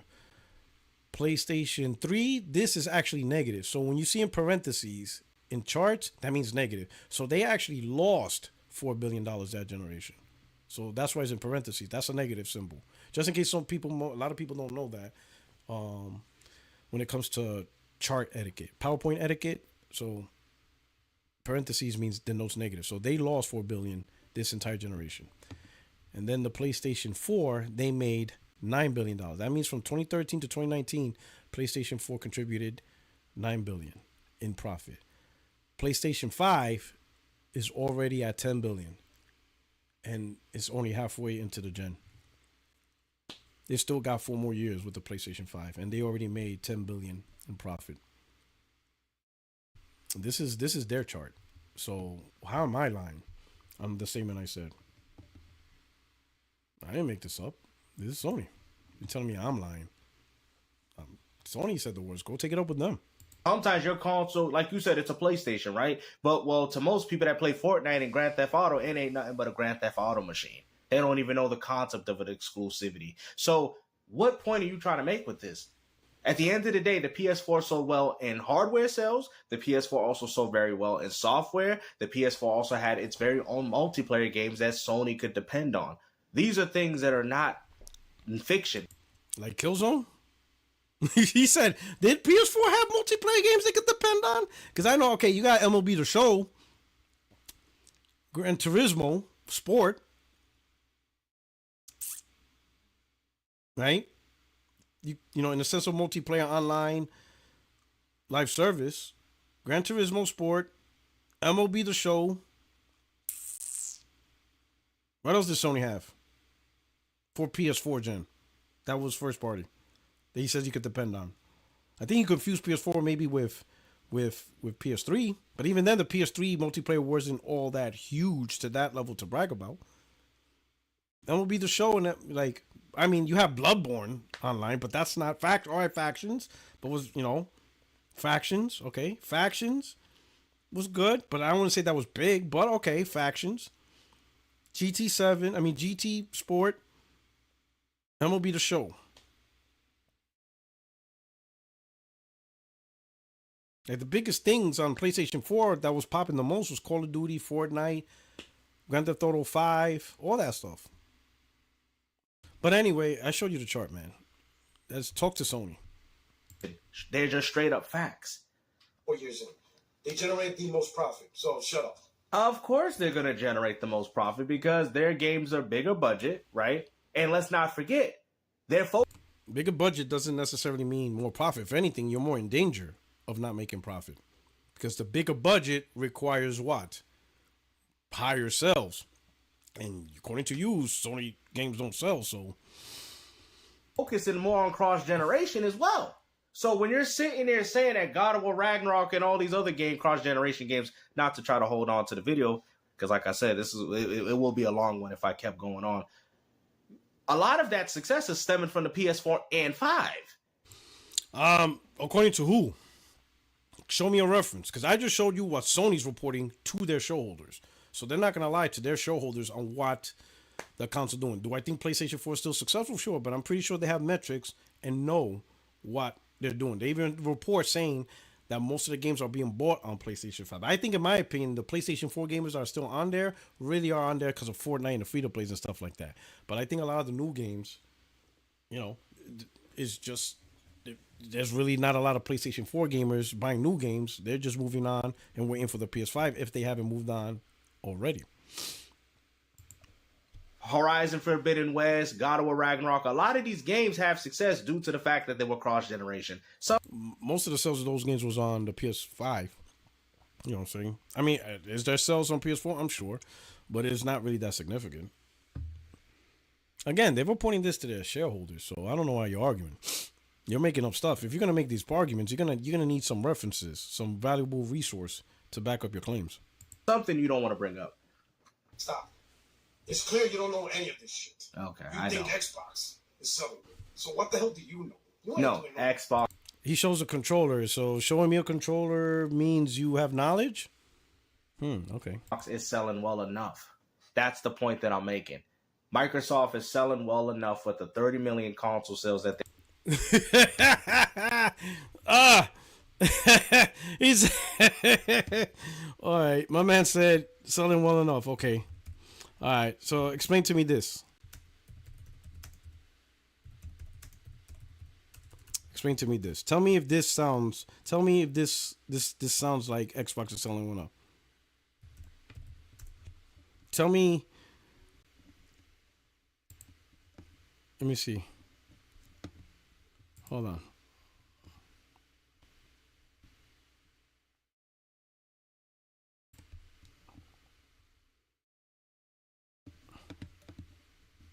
Tell me if this tell me if you work for Microsoft and you approach your boss Satya Nadella and you told him it's selling well enough, and he comes and tells you that his compensation no longer tied to Game Pass because Xbox division missed their targets twice.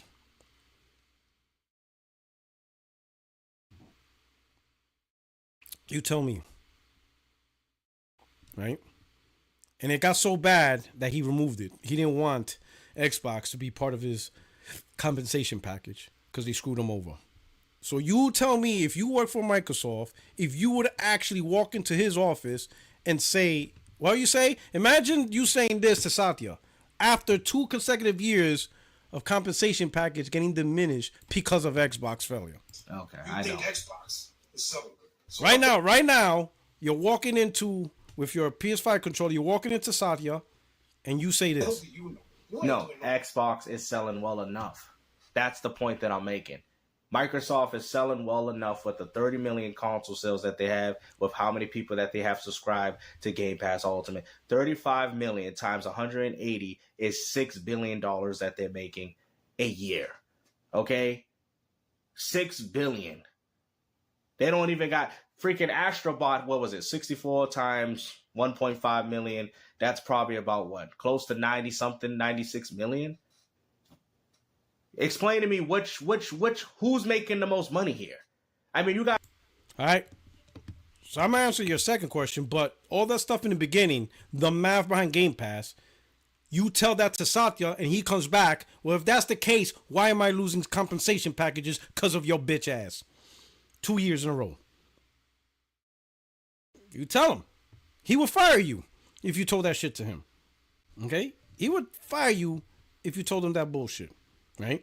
And what's your next question? Who's making more money? Let's go back. real 96 quick. million. Explain to me who's making the most money here? Who's making I the mean, you most got money? Microsoft making more money through a subscription service than you got Sony in regards to selling games. Damn, That's facts. You just come Okay. Microsoft's full year 2024 revenue that they made on Xbox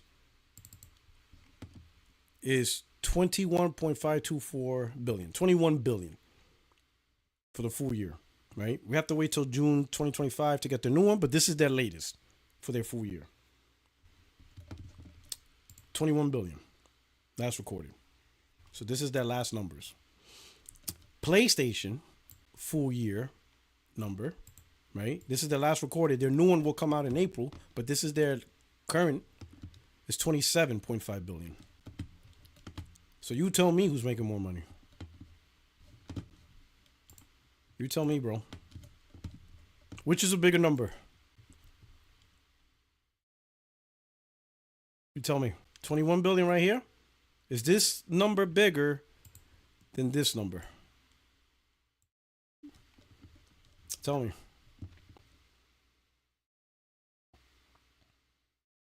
You see what I'm saying? Now we're gonna get updated numbers from PlayStation in April because that's the end of their current fiscal year. So, and they're projecting 30 billion. 30 billion, over 30 billion. Right? And the crazy part is about that 30 million Game Pass, it's not just console, it's PlayStation. In fact, Microsoft said themselves the biggest gains in Game Pass subscriber was PC. But if you notice, they've been stuck in the 30 million for like 2 years now. They've been stuck on 30-ish million. They haven't broke the 40 million. And it's been like 2 years since they've been reporting numbers in the 30 millions. 2 years stuck in the 30 millions? That's not good, my boy. They should have at least. Game Pass has been out since 2017. They should be at least 50 million by now. They're saying in the chat it went back down to 25 million. It went him. Please don't tell me it went back. I haven't seen the source. That's crazy. But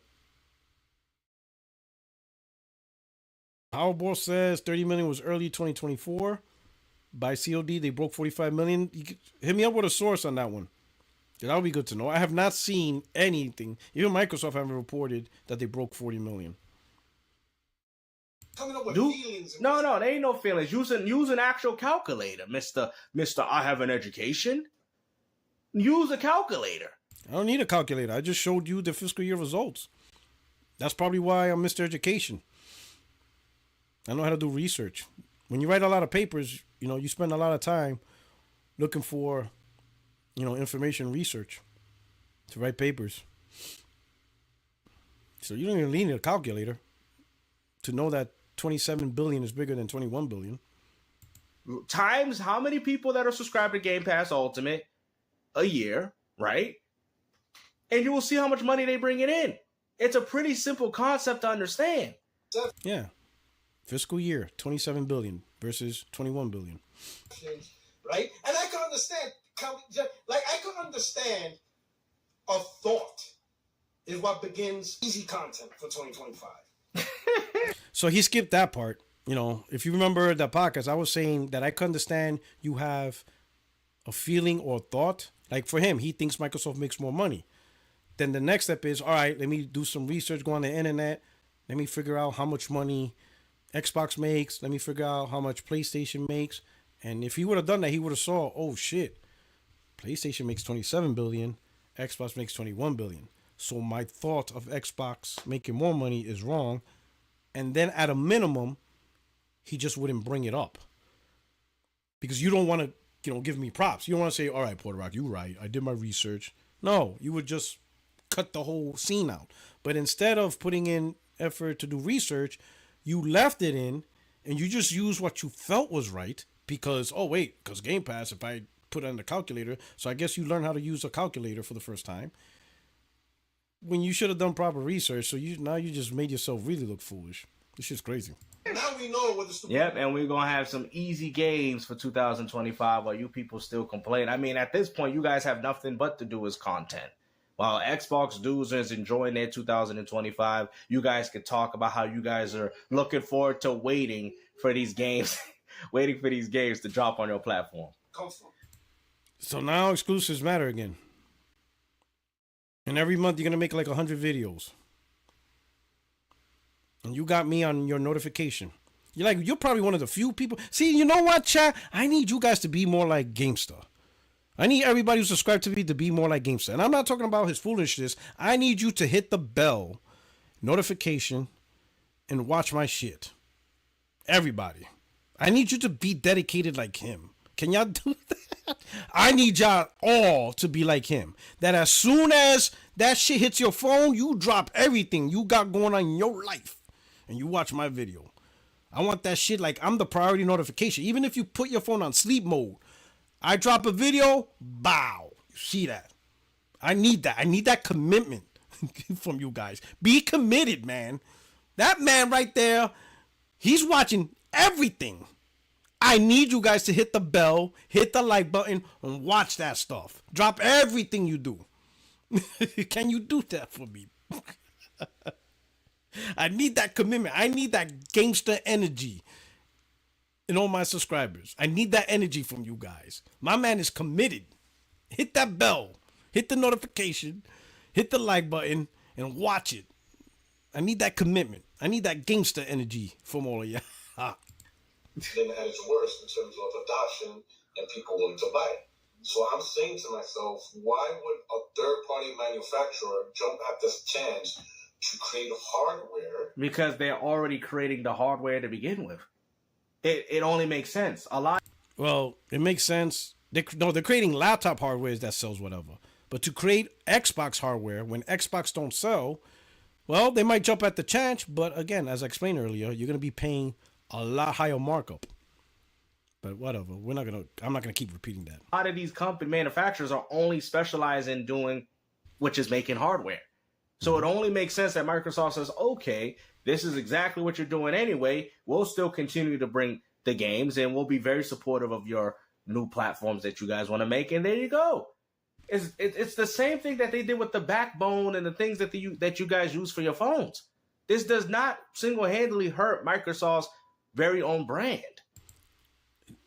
Doesn't hurt Microsoft because if anything, Microsoft's trying to get out of the console. So this is a step they trying to do. But anyway, it's really you know what? If you don't want to learn, you'll learn by getting burned. Experience it for yourself. That people aren't buying, right? And here's the thing. See, you're not understanding. See, this is the problem with ponies. You guys are looking at it from the lens of 1990s. He know it. Microsoft is trying to He address know this it. very similar to what Steam does by having an open OS. You see what I'm saying? Oh, it's OS wars, guys. Here we go. Publisher wars, OS wars. The funny part is these guys figured out, oh, this is what Microsoft doing, but they had no idea that Microsoft was going to put game on PlayStation. You know, these guys, they just say whatever to cope, bro. This is a big coping session. That's going to gravitate towards a lot of PC gamers. That's going to gravitate to even towards console gamers. What do you mean gravitate to PC gamers? Why would they buy this shit? Yeah. No different than how they buy the Steam Deck. No different than how PC gamers buy other prioritized hardware. It's a pretty simple concept to understand. So PC gamers, one, Steam Deck doesn't sell a lot. That's one, right? Projected, it's like 4 or 5 million over a 2-year period, so that's not a lot. But the reason why PC gamers buy that is because it's a handheld. Portability, you know, desktop PCs aren't that portable, right? So a Steam Deck, an Asus ROG Ally, for those that want gaming on the go, sure. But why would they buy this bullshit Xbox that's literally going to be in the same house as their PC? It's not portable. It's literally going to be in the same thing. And it does, well, it's trying to do the same thing their PC does, except their PC does it better in every way possible. Doesn't make sense. They're not going to buy these OEM boxes. It's literally a bad version of a gaming PC. It's going to have to do something very unique then if you expect PC gamers to jump in. You know, hell, PC gamers, some of them don't even want a PlayStation because they could wait for exclusives and stuff like that. So no, don't compare this to the Steam Deck. Steam Deck at least has portability and other proprietary hardware. Let's say like the Switch is a completely different device. It's portable and it has Nintendo exclusives. And sure, you could say PC gamers can emulate Nintendo Switch exclusives, but some of them don't want to steal stuff. They want legit stuff. All right. I got the article, the Call of Duty Black Ops 6 Game Pass service predicted, but does it say? It says analysts predicted Black Ops could boost Game Pass subscribers between 2.5 to 4 million, but at the cost of traditional sales. So let's say, right, but does it say 45 million in there or? Because I'm not seeing like the Game Pass numbers. Am I missing something, Powerballs? Because right now, as far as Game Pass, it says boost up to 2.5 to 4 million. To get up to 45 million, you would have to be at 41 million. Let's use the most extreme number. It boosted Game Pass up to. I'll post the article in the chat. Maybe you guys can see it. I don't see it. I'll put it in the chat. There you go. That's the article, guys. So let's say we'll use the extreme number, right? Because analysts are predicting 2.5 to 4 million. We'll use 4 million. In order to go to 45 million, that means Xbox was at 41 million. 41 million plus 4 is 45. Xbox wasn't at 41 million.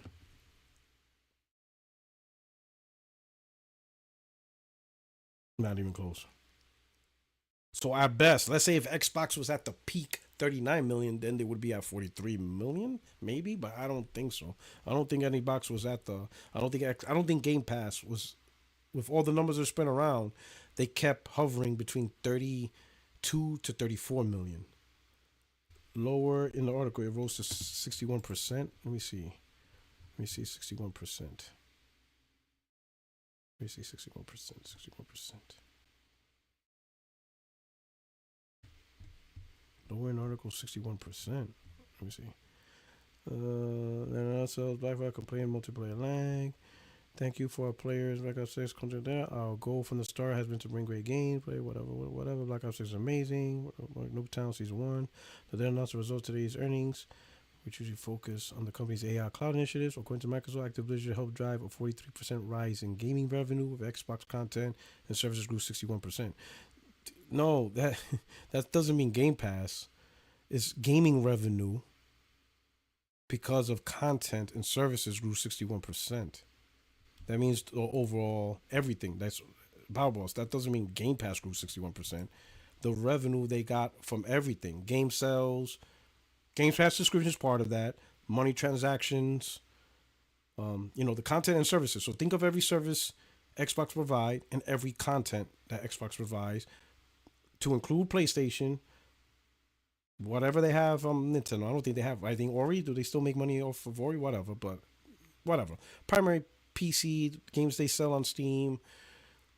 The games they have on PlayStation, and they have a lot of games on PlayStation, right? The Elder Scrolls Online, Fallout 76, that's still reoccurring revenue. Minecraft, that's still reoccurring revenue. Call of Duty, that's on PlayStation. So all of that, all those content that they release, it grew 61%. So that's not saying Game Pass grew 61%. That's just the revenue, Activision Blizzard, and specifically Activision helped drive a 43% rise in gaming revenue. So Activision Blizzard was a huge catalyst to the overall Xbox content services grew 61%. Xbox hardware dropped 29%. So that doesn't mean Game Pass grew 61%. It's revenue from everything they do. Thanks for the article, though. Like I actually didn't read that one. I mean, like you said, it's essentially a PC. Well, there you go. Microsoft has bridged the gap between console and PC, because what they're doing is essentially creating an ecosystem. The ecosystem is... Oh, boy. Here comes the ecosystem, guys, because we know how well that benefited Xbox console gamers. How many console gamers you think actually are enjoying the ecosystem? Meaning they got the console, they got an Asus ROG and a PC.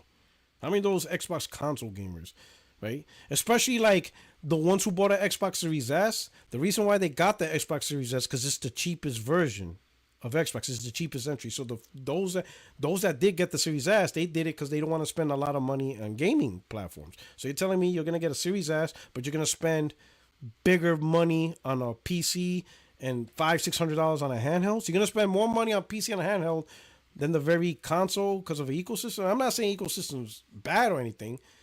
It's great for those who want to take advantage of it, but I don't think that community of ecosystem gamers is as big as people think it is. And it's definitely not a selling point to buy an Xbox console, because if it was, we would have more console sales.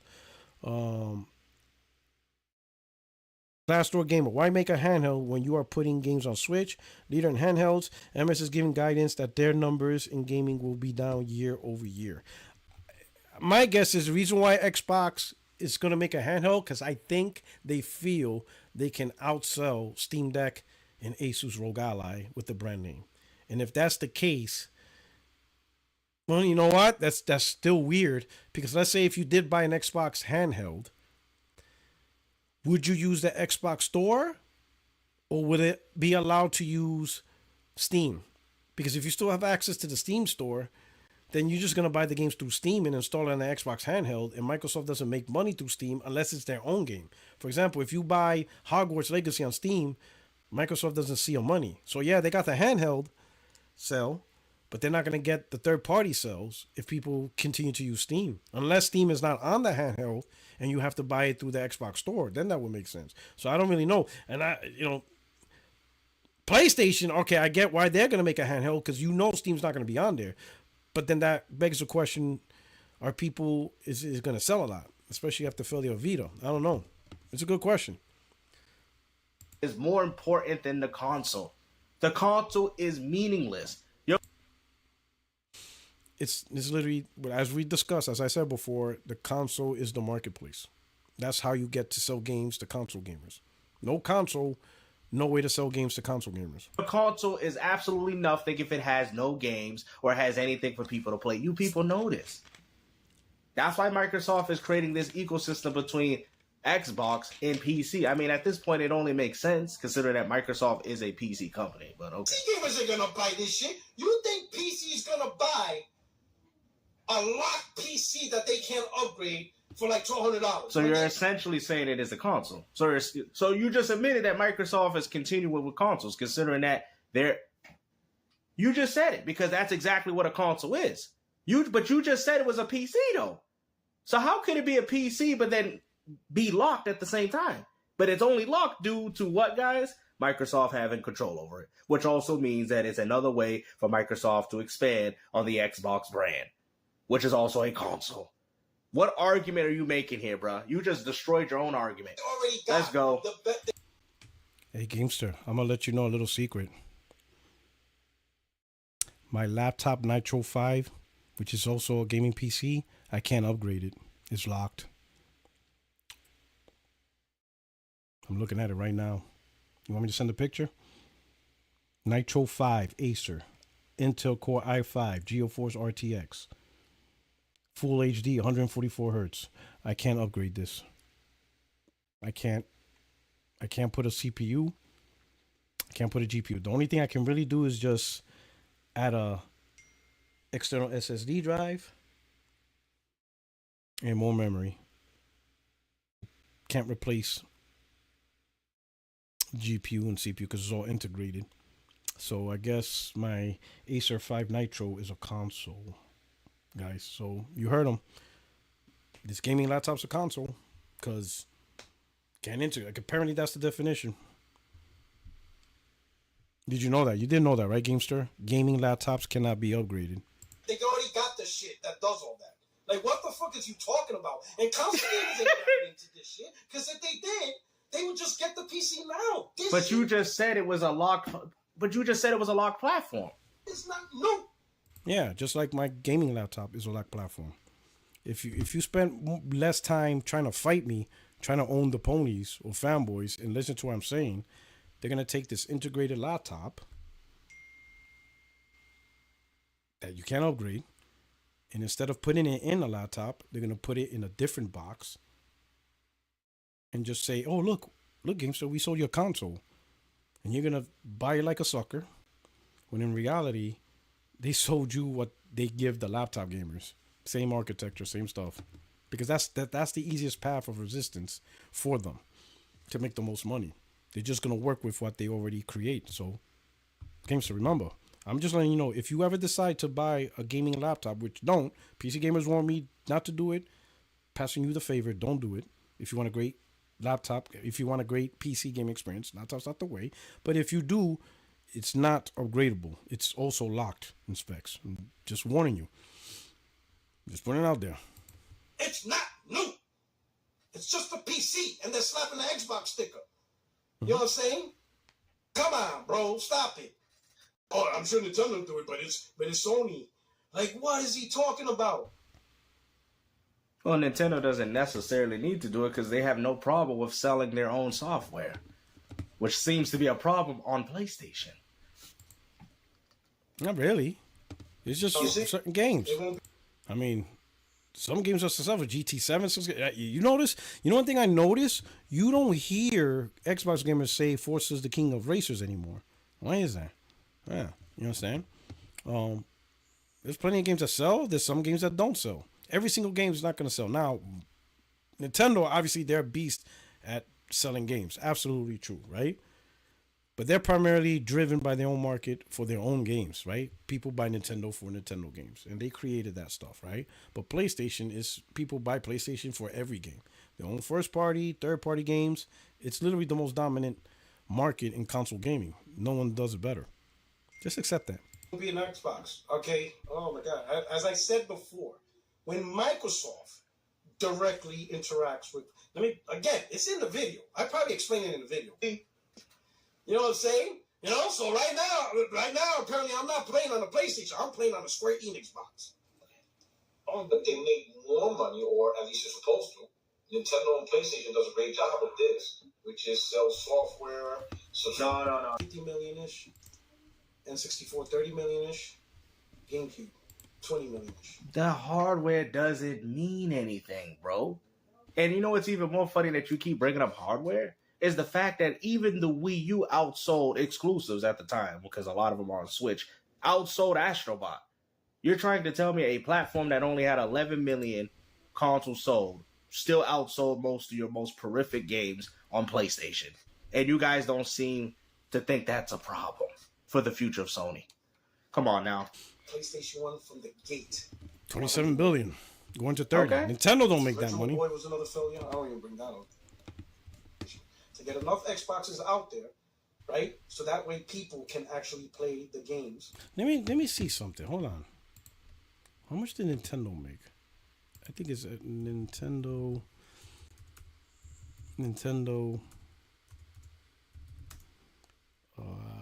FY 23 revenue. Because I think Nintendo's on the same schedule as PlayStation. Let's see.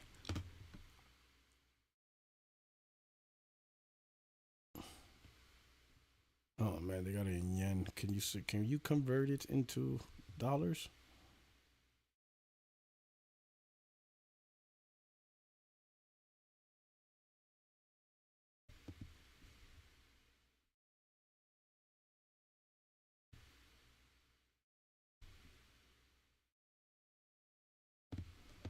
All right, we do yen to dollar conversion. Yen to US dollar.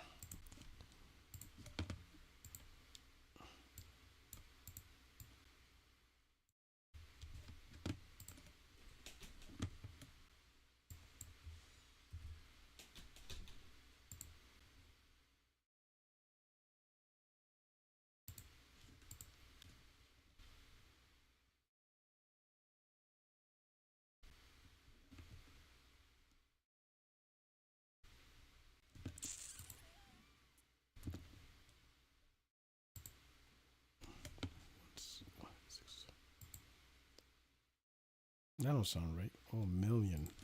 Shit, so I gotta add 1, 2, 3, 1, 2, 3. Okay, got it. So they made 10 billion. Okay. So let me show you guys. So Nintendo, right? This is their revenue for FY 24. And the conversion of that is $10 billion. $10 billion. You see what I'm saying? So Nintendo's revenue is 10 billion while PlayStation is 27 billion. See what I'm saying? So I don't think, I mean this is just a case of GameStop not really knowing what's going on. You need to do better research. Put some more energy. If you're gonna call out people and do videos like that, you gotta pay attention to my stuff. When I call out people, well, hell, just pay attention to this video. You notice how I'm destroying your stuff and I'm presenting the information and the references to the audience. These third-party games. You know, it's crazy. The only time that I actually enjoyed this video when he was out bursting out crazy. But the more, like, I'm actually doing a reaction to it, and this man, he's doing a whole lot of nothing. Like, I gotta fast forward in some points because, like I said, if I don't, this is gonna drag on way longer than it's supposed to. Hold on, guys. I'm sorry. Xbox gamers, right, on social media, you know, third party. Like I said, he's also like, I gotta fast forward because this I know everything he said. So he go as far to go and say like, oh well, you say that Xbox, we already know that it cannibalizes the software sales. But see, the difference is, you know that, but you're not understanding how financial it is. You guys act like it's cannibalizing the sales. Well, it is, but Microsoft's not making money out of it. Now, and then he goes as far to bring up third party and how third party ain't having a problem with that. Like you said before, Hogwarts Legacy, these games are still continuing to do well, even on no matter on the platform, and people are still outright choosing to buy them. So not on Xbox. Hogwarts Legacy on sales is the worst on Xbox. how is Game? Because you guys say that Game Pass is affecting the market, but you guys. Yeah, I don't think it's. I'm not saying that Game Pass is affecting market. If anything, I'm the opposite. It's everybody saying that Game Pass was going to be the disruptor in how we consume games. Hell, look at Paris Lilly. He was one of the biggest advocates of Game Pass being the way we consume games for everybody, and that's not the case. Cannot come up with a logical reason as to why that is the case. Comes out and says, "Hey, look at this game!" Like now, let's get this official stance. Game Pass is probably the best route for Microsoft. Not for Nintendo, not for PlayStation, but for Microsoft. Why? Because they can't get those third-party game sales on their console because they don't have enough console sales. So the next best thing is have a subscription service where they can make money because a la carte sells that 30%, they're just not getting enough. Hogwarts Legacy. Yeah. Oh, yeah, Is here it we day and date on Game Pass? Yep.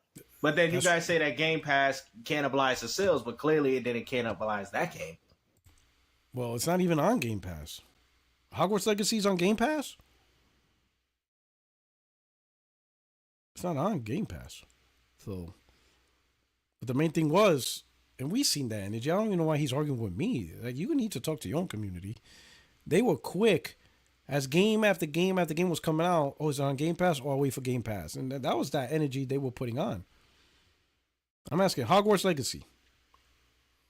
They added that to Game Pass? Because it definitely wasn't there for like the first year or so. Was that a recent announcement? I don't think it was, because I think that would have been huge news. Even if it did it today, that'd still be huge. But Hogwarts Legacy's not on Game Pass. So why would Game Pass cannibalize Hogwarts Legacy when it's not even on it? I don't think this guy understands. It goes as far to show you that people buy the games that they want. The end. Just like they choose to play Grand Theft Auto over Uncharted, just like they choose to play Fortnite over Last of Us. Well, how about Grand Theft Auto and Uncharted? I don't know. Hell, they even had the bundle, if you remember, the PlayStation 4, Grand Theft Auto 5, and The Last of Us. Both games in the console. So it is what it is. Announce a game. Yeah, it's also like how gamers choose PlayStation over Xbox by a lot. It is what it is. Without the first person yelling, "Is this announced on Game Pass?" Oh no, then I'll wait for it. It'll come to Game Pass one day. I don't think that was huge energy in 2020, 2021. Y'all remember that? That shit was getting ridiculous. Even some developers were like, man, like, you can't even announce a game. As soon as you announce a game, the first thing they mentioned in the comment section was, is it coming to Game Pass? Like, yo, it's crazy. I think most people are thinking that. The publisher's like, what the? Like, what's happening here, bro? Why the software sales are low on Xbox in regards here it is. This is a good point. Because all the games that are provided are through their subscription service. Wait a minute. Did he just big himself up? This is a good point. Did you just agree with yourself again? So you did it again. You're agreeing with yourself again.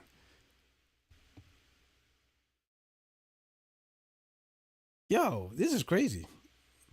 He out there calling me out for agreeing myself, and he's doing it again. He's loving it. He's loving his porn points. Yeah. But it's not just the games on Game Pass. It's also games not on Game Pass. That's not true. You're actually out here lying because Metaphor actually did quite well on Xbox. See, this is where you're capping, bro. Did it? You're going as how well did it sell on Metaphor? Far to say, you just said Hogwarts. A lot of these games are dropping on Xbox. Elden Ring, and there have not once these games have failed because of what Microsoft's doing Game Pass Ultimate. Well, Xbox can't really cause failure because there's not enough for you. So you're not a big factor in failure. You know, I would say the bigger platforms that can cause failure is PC and PlayStation because they're the bigger market dominance, right? So if something doesn't do well, like if you have a game on Xbox, PC, PlayStation, Xbox, PC, PlayStation, it doesn't sell well on Xbox, but it sells well on PC. Hell, Black Myth Wukong, it's not even on Xbox. And it sold, 25 million? It's not even on Xbox. So, I mean, that right there should tell you. Xbox is not really that big of a factor in the game. If anything, that's probably the least, how would you say, damaging out of all the platforms, right? Obviously, Nintendo doesn't have a play. But between the three, PC, PlayStation, Xbox is not really going to be a damaging factor. It's just not enough Xbox consoles out there for that weight. Gamers, if they see something, they're going to go pick up and buy it. So essentially what you're saying that because Game Pass is such an incredible value. Now buying games is not a problem, which I agree. Talk to your community about that. They're the ones that have issues with gamers paying $70 for games. That GTA 6 will fail. People are going to buy it regardless. Come on. Yeah, and when it launches, there's only 2 platforms is going to be available. PC comes later. Xbox and PlayStation. Which platform you think is going to have the majority of the sales? Where do you think more often than not? And then if it comes on that Pro and it's the only console that has 60 FPS, you really going to be playing that on your Series X? Some of you Xbox guys, y'all getting pros. Boy, you see that version running 60 frames and your console's locked at 30? Even some of the PS5 guys, your shit's locked at 30, you can't get it to 60, and they get that at 60 on the Pro? Yeah, some of y'all upgrading for that game. Across the board, Come on, favors PlayStation. Across the board. Oh, really? I mean, you guys don't even favor your own games. What are you talking about, bro? Helldivers 2 did better on PC. Black Myth Wukong did better on PC. You guys don't even favor your own games, Mr. 1.5 million with Astrobot. Even here in America. Come on, man. Here in America. Until Dawn remake. So, I'm going to name you these 5 games, and you tell me which platform had the highest sales between PlayStation and PC. God of War is on PlayStation PC. God of War Ragnarok. Horizon Zero Dawn. Is Forbidden West on PC? Spider-Man 1, Spider-Man 2. You telling me all those games sold better on PC than PlayStation? Like what? 48% worse than Concord, which also flopped. Ain't nobody want to hear it, Puertorock. Come on, man. Still getting slaughtered, right? How come you don't talk about Hellblade sales or Indiana Jones sales? How they do? I'm wondering, how did Forza do? How those? Oh wait, I'm sorry, we can't talk about that because it's Game Pass. By who? You? You created Xbox created a culture, right, on a console to condition people to enjoy Game Pass, which is fine. No, it's conditioned people to play games on how they want. No, they condition to play games on Game Pass. That's literally the whole point. In fact, that's what Microsoft wants. But that's the whole point. I mean, hell, you even had content creators say they're done buying games. If it's not on Game Pass, they're not playing it. It's been done. I'm not making stuff up. They gave people the option to want to consume games the way they want. If you don't want to play them on Game Pass, then go out there and spend $60 to $70. Ain't nobody stopping you. But why do that when you could just play it on a service you're already paying for? So you agree. Why buy the game when you could... So you agree that the environment's being conditioned to just stick to Game Pass. You literally agreed to it. I don't know why you're fighting me. You know it's the truth. Explain, that don't make no sense, bro. Come on, man. It is what it is. But don't ignore the consequences. But you talking to us as if we... Consequences? There's no consequences considering that, yes, the software sales for these games are low, but Microsoft is making more money pushing it through a subscription service than if they went out there outright and sold you the game, which also shows you that now you don't even have ownership. You guys are essentially paying more money to Microsoft for games that you don't own because they're just giving you a plethora of games to play. No different than... What? I don't even... What did he just say? What ramble? He just rambled and I was like, we don't own the games because they're selling it to us, or What the hell? I mean, there is consequences. The consequences is not so much Microsoft. It's listen. There's a reason why your community right now is up in an uproar about Xbox 2026, Xbox Prime, OEM Xboxes. Y'all talking about more hardware, just rambling about different various hardwares, right? And y'all supposedly got the year of 2025 in games, but yet more combos on Xbox Prime and all this stuff. The reason why all this is happening is because, you know, Game Pass put Microsoft in a pinch, right? Still around 30, 40 million, whatever. And you might not have consoles. You're going to have these crappy OEM boxes, and I'm telling you, you Xbox gamers are not going to like it. Than Netflix. Does that mean Netflix ain't making money? Do you guys want to buy every single movie on Netflix, or you just want to watch it the one time and move on to the next one? Come on, man. This guy bringing up Netflix. The rules get mad. Now it's our fault, brother. Man, we got everyone. If you don't want to buy a game for $70, you can wait for sale on PlayStation. We game share, bro. Here in America, we have. You can do that on Xbox too. GameFly. Yeah. If it's really that serious, if it's all that party manufacturer. See, he skipped that part because literally that part is I don't really care about the Game Pass. I told him if it is every platform holder, every console gamer have ways to save money. So there's multiple ways. It's his community that has a hard on over this.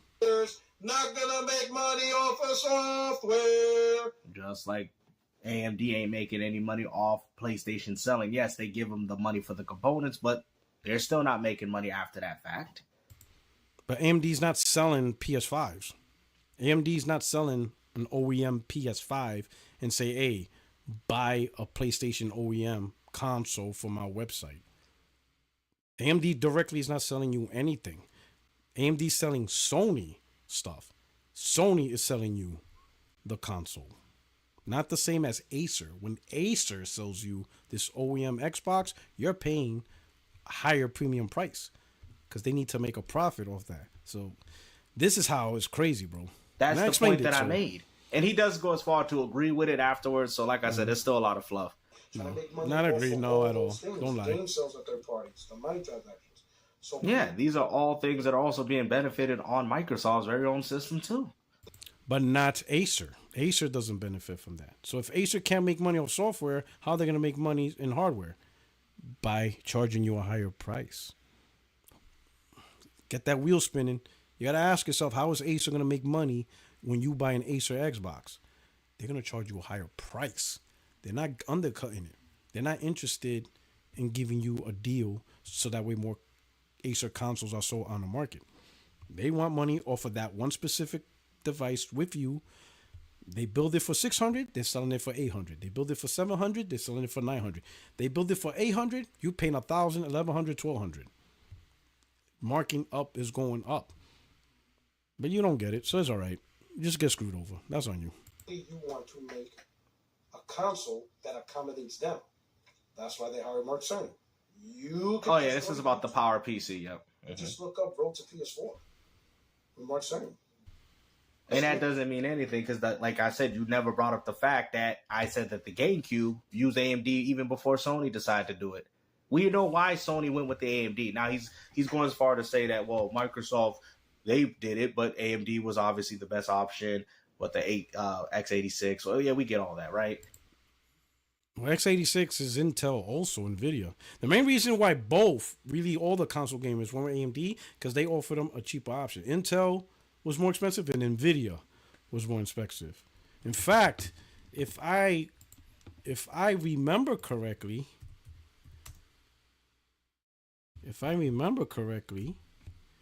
wasn't... Hold on, let me see. Yeah, PlayStation's GPU was NVIDIA. It was NVIDIA GPU. So Sony was reusing an NVIDIA card and stuff like that. But NVIDIA and Microsoft, right, before the 360, the OG Xbox was NVIDIA. But the reason why all console manufacturers, at least PlayStation and Xbox, the reason why they went full-blown AMD is because they offered a much cheaper option for their PS4 and Xbox One. That's why they both went for it. NVIDIA and Intel They were up there, right? Nvidia was on that grind, bro. So, like I said, why do you think Sony went with the cell processor though? Because they wanted companies to prioritize their platform over its competition. That was Sony trying to push to say that we're bigger than life. We're going to push our PlayStation 1, 2 success with the PS3, and guess what? It did not work. That's exactly what happened. They threw in that cell processor, like you said, was a whole new system that companies have to work around and whatever, but Sony did it anyway because their brand. You guys, it was their brand recognition. Sony got egotistical. They did that and it failed. That's what you don't understand. It was very hard. All right, numbnuts. Sony did not put the cell processor into the PlayStation 3 to force the industry to prioritize the PS3. They put it in the PS3 to Trojan horse the technology to get the electronics industry to adopt the cell processor. The cell processor was made by 3 companies. It was Sony, Toshiba, and IBM. 3 companies. Do you think IBM and Toshiba gives a shit about prioritizing the PlayStation 3? No, they have no play in that. Those 3 wanted to compete against Intel and any other companies that does processors. They want this cell processor to dominate the market. PlayStation 3 was the Trojan horse.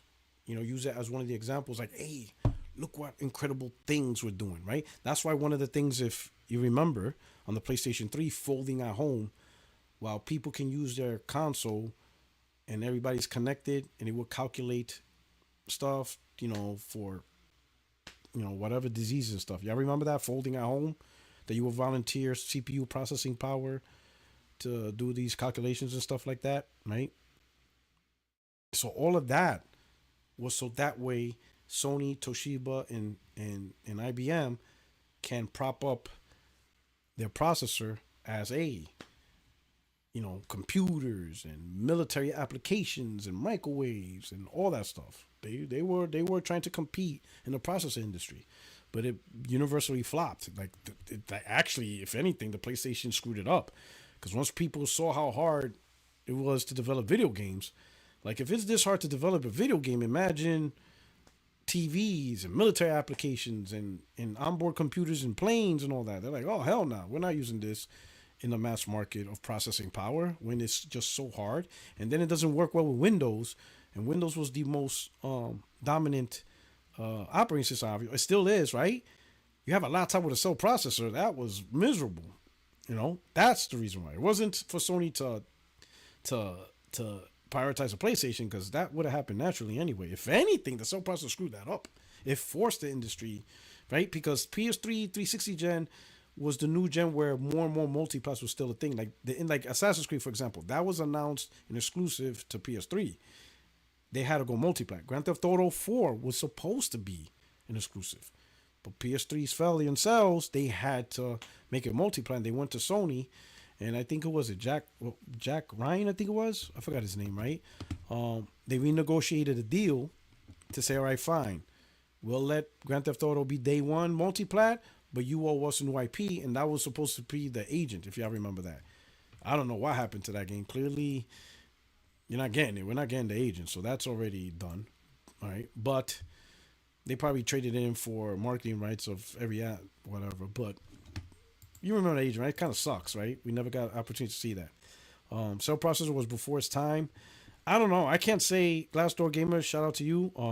I can't say it was before its time. I don't know how applicable a cell processor would be good today. Hard to develop games for, but Sony did it like that on purpose, so companies They did. can prioritize their platform with Power PC. But Yeah, that's exactly why they put it this up. I can guarantee that's why they did it. No, they did it to Trojan horse, the processor for other applications for a bigger industry, which is the processor industry across laptops and phones and computer, military applications, military weapon systems. There was a whole article talking about that stuff. It was supposed to be the competitor to Intel and take over, right?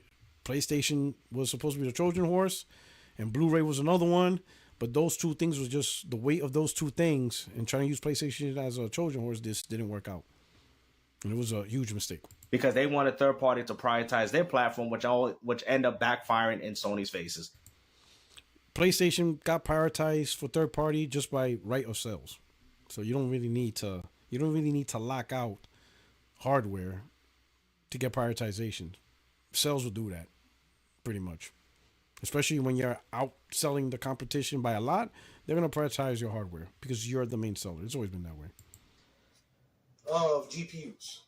You see, this one's made by Asus. Oh yeah, this was about the original equipment. Like I said, guys, this was a very funny video, but for me to have to cover every single point because he really doesn't talk about anything. He kind of drags. Bro, we get it.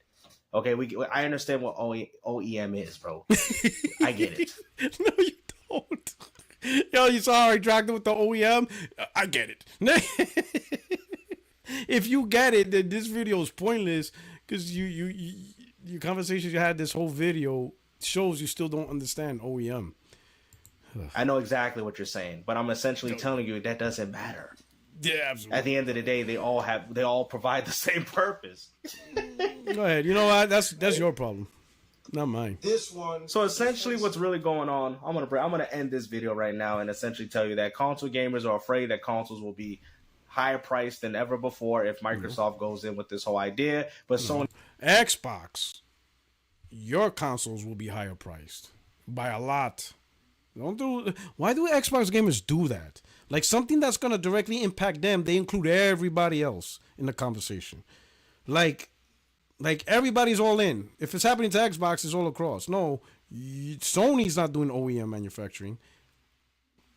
The rumor is Xbox is doing it, and if Xbox does it, you Xbox console gamers are the ones that's gonna go through a much higher margin of console price because Acer, Dell, Lenovo has to make profit off that hardware. It's you, not PlayStation gamers, not Nintendo gamers. Don't put us in this bullshit. That's a you problem. You're on your own with this one. Completely on your own. Has nothing to do with the rest of the console gamers. Sony's already wanting enough to do it anyway. So at the end of the day, prepare for $1,000 consoles. Because I told you, first set on my channel, okay? Everybody clip that. We're going to save that. He says prepare for $1,000 consoles. You prepare for $1,000 Xbox consoles. Me approving or having no issue with it is not going to stop these companies from doing it. I'm only one person out of millions of people that they're trying to cater to. I'm just stating to you guys that this is what companies are willing to push. Sony is... All right, so he finished his video here. So the reason why I played this whole video, because I was hoping to see where he accepted the debate. Hey, yo, Prince, when you get the chance, maybe stop by the podcast, but he didn't address my challenge. That video he responded to, I said I could beat him in a debate even if he picks the topics. Hell, we could have Weebly Green moderate the damn thing. We could have Dirt Griggity. Yo, Griggity, you want to be a moderator? You got Weebly Green moderating, and he could pick the topics. He didn't even bring that up. So Just Princess says another W for P-Rock, but it'd be nice to see you actually take his offer and go debate. I do believe you take so much L's for him. You really at least one win to make it a rivalry, but God bless you both. It says, bravo, facts, bro. I'm 25 years pace. All right. Ask if PR said if he can play MGR Series 3, and then he'll get your point of true console exclusive. I already know what true console exclusive. All right. I'm just saying, I didn't see him accept the bet. Like, what happened? Yeah, we can play some games while we debate. That's the offer. He will lose twice in one. How about this? We'll do the debate, and we also set up a different time for a game. Y'all should play Tekken 8. I don't got it, but I'll buy it. I got Street Fighter 6. But dude can't play. Have you seen my trophies? But I don't know. Hey, I put it out there. I offered the debate. Homeboy ducked. I don't know what to tell you. It is what it is. He didn't even address it. He ran from it. But then again, these guys are Mr. Softies, bro. These Xbox YouTubers, they're in silos. They're echo chambers and stuff like that, right? They only thrive in their own close community. They can't have publicly a debate and have their audience see them actually get smoked live. That's just not. It's bad for their brand. They can't do that. They can't have themselves get smoked and their own members be like, oh shit, this dude's getting smoked. Like, they can't have that. It just is what it is, right? But with that said, hey, I'm gonna close this show out. We've been here for a couple of hours. Thank you so much for rocking out. Hit the like button. Oh, let's do the poll. Let's see. So I'm gonna end the poll right now, and it's like, all right. So I end the poll, and the result is 500 votes. 38% said Friday, 30% Sunday, Saturday or Sunday. So evenly split between Sunday and Saturday. The majority Friday. So it looks like Friday might be a little bit better. All right, we'll fill that out, right? We'll fill that out. We'll do that. Okay. All right. Got that. Thank you for a little bit of guiding. Seems like Saturday and Sunday could go either way, but thank you so much for rocking out. This is your only friend, YouTube Street Puertorock77, and I'm out of here. If you can, like the video, share it out. See you guys Tuesday, 60 frames, no lag. Oh, no, I'm sorry, 30 frames. What's that shit called again? Shit, I keep calling it. What's that stupid ass thing on Xbox?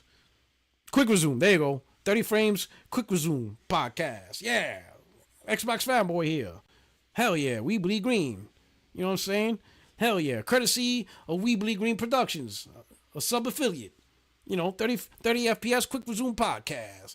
You're gonna join all the Xbox. We got all the great Xbox out there, right? You guys take care, man. Love you guys. Thank you so much for rocking out. Truly appreciate it. Am I gonna stream Xbox Dev Direct? I don't even know what time that thing is. Like, when is it? I know it's like on the 23rd, right? I don't know. Usually I don't stream Dev Directs because depending on the time I'm at work. You know, but we'll see. I don't know. Probably not. I'll be honest. 1 p.m. Eastern. So that's, yeah, I won't be doing. I'll be at work. So I'll be at work. Won't be able to do it. But I'll talk about it. 1 p.m. on Thursday. Yeah, I'll be at work. Eastern time. I'm in West Coast time. But even if it was East Coast time, I would probably be at work. But I'll have, you know, after talk, after reviews on that once, right? Maybe on Friday. Maybe on the live on Friday, right? Anyway, you guys take care. Thank you so much. Really appreciate you guys rocking out. Your only friend is YouTube Sheets, Puertorock77, and I'm out of here. You guys take care. Peace.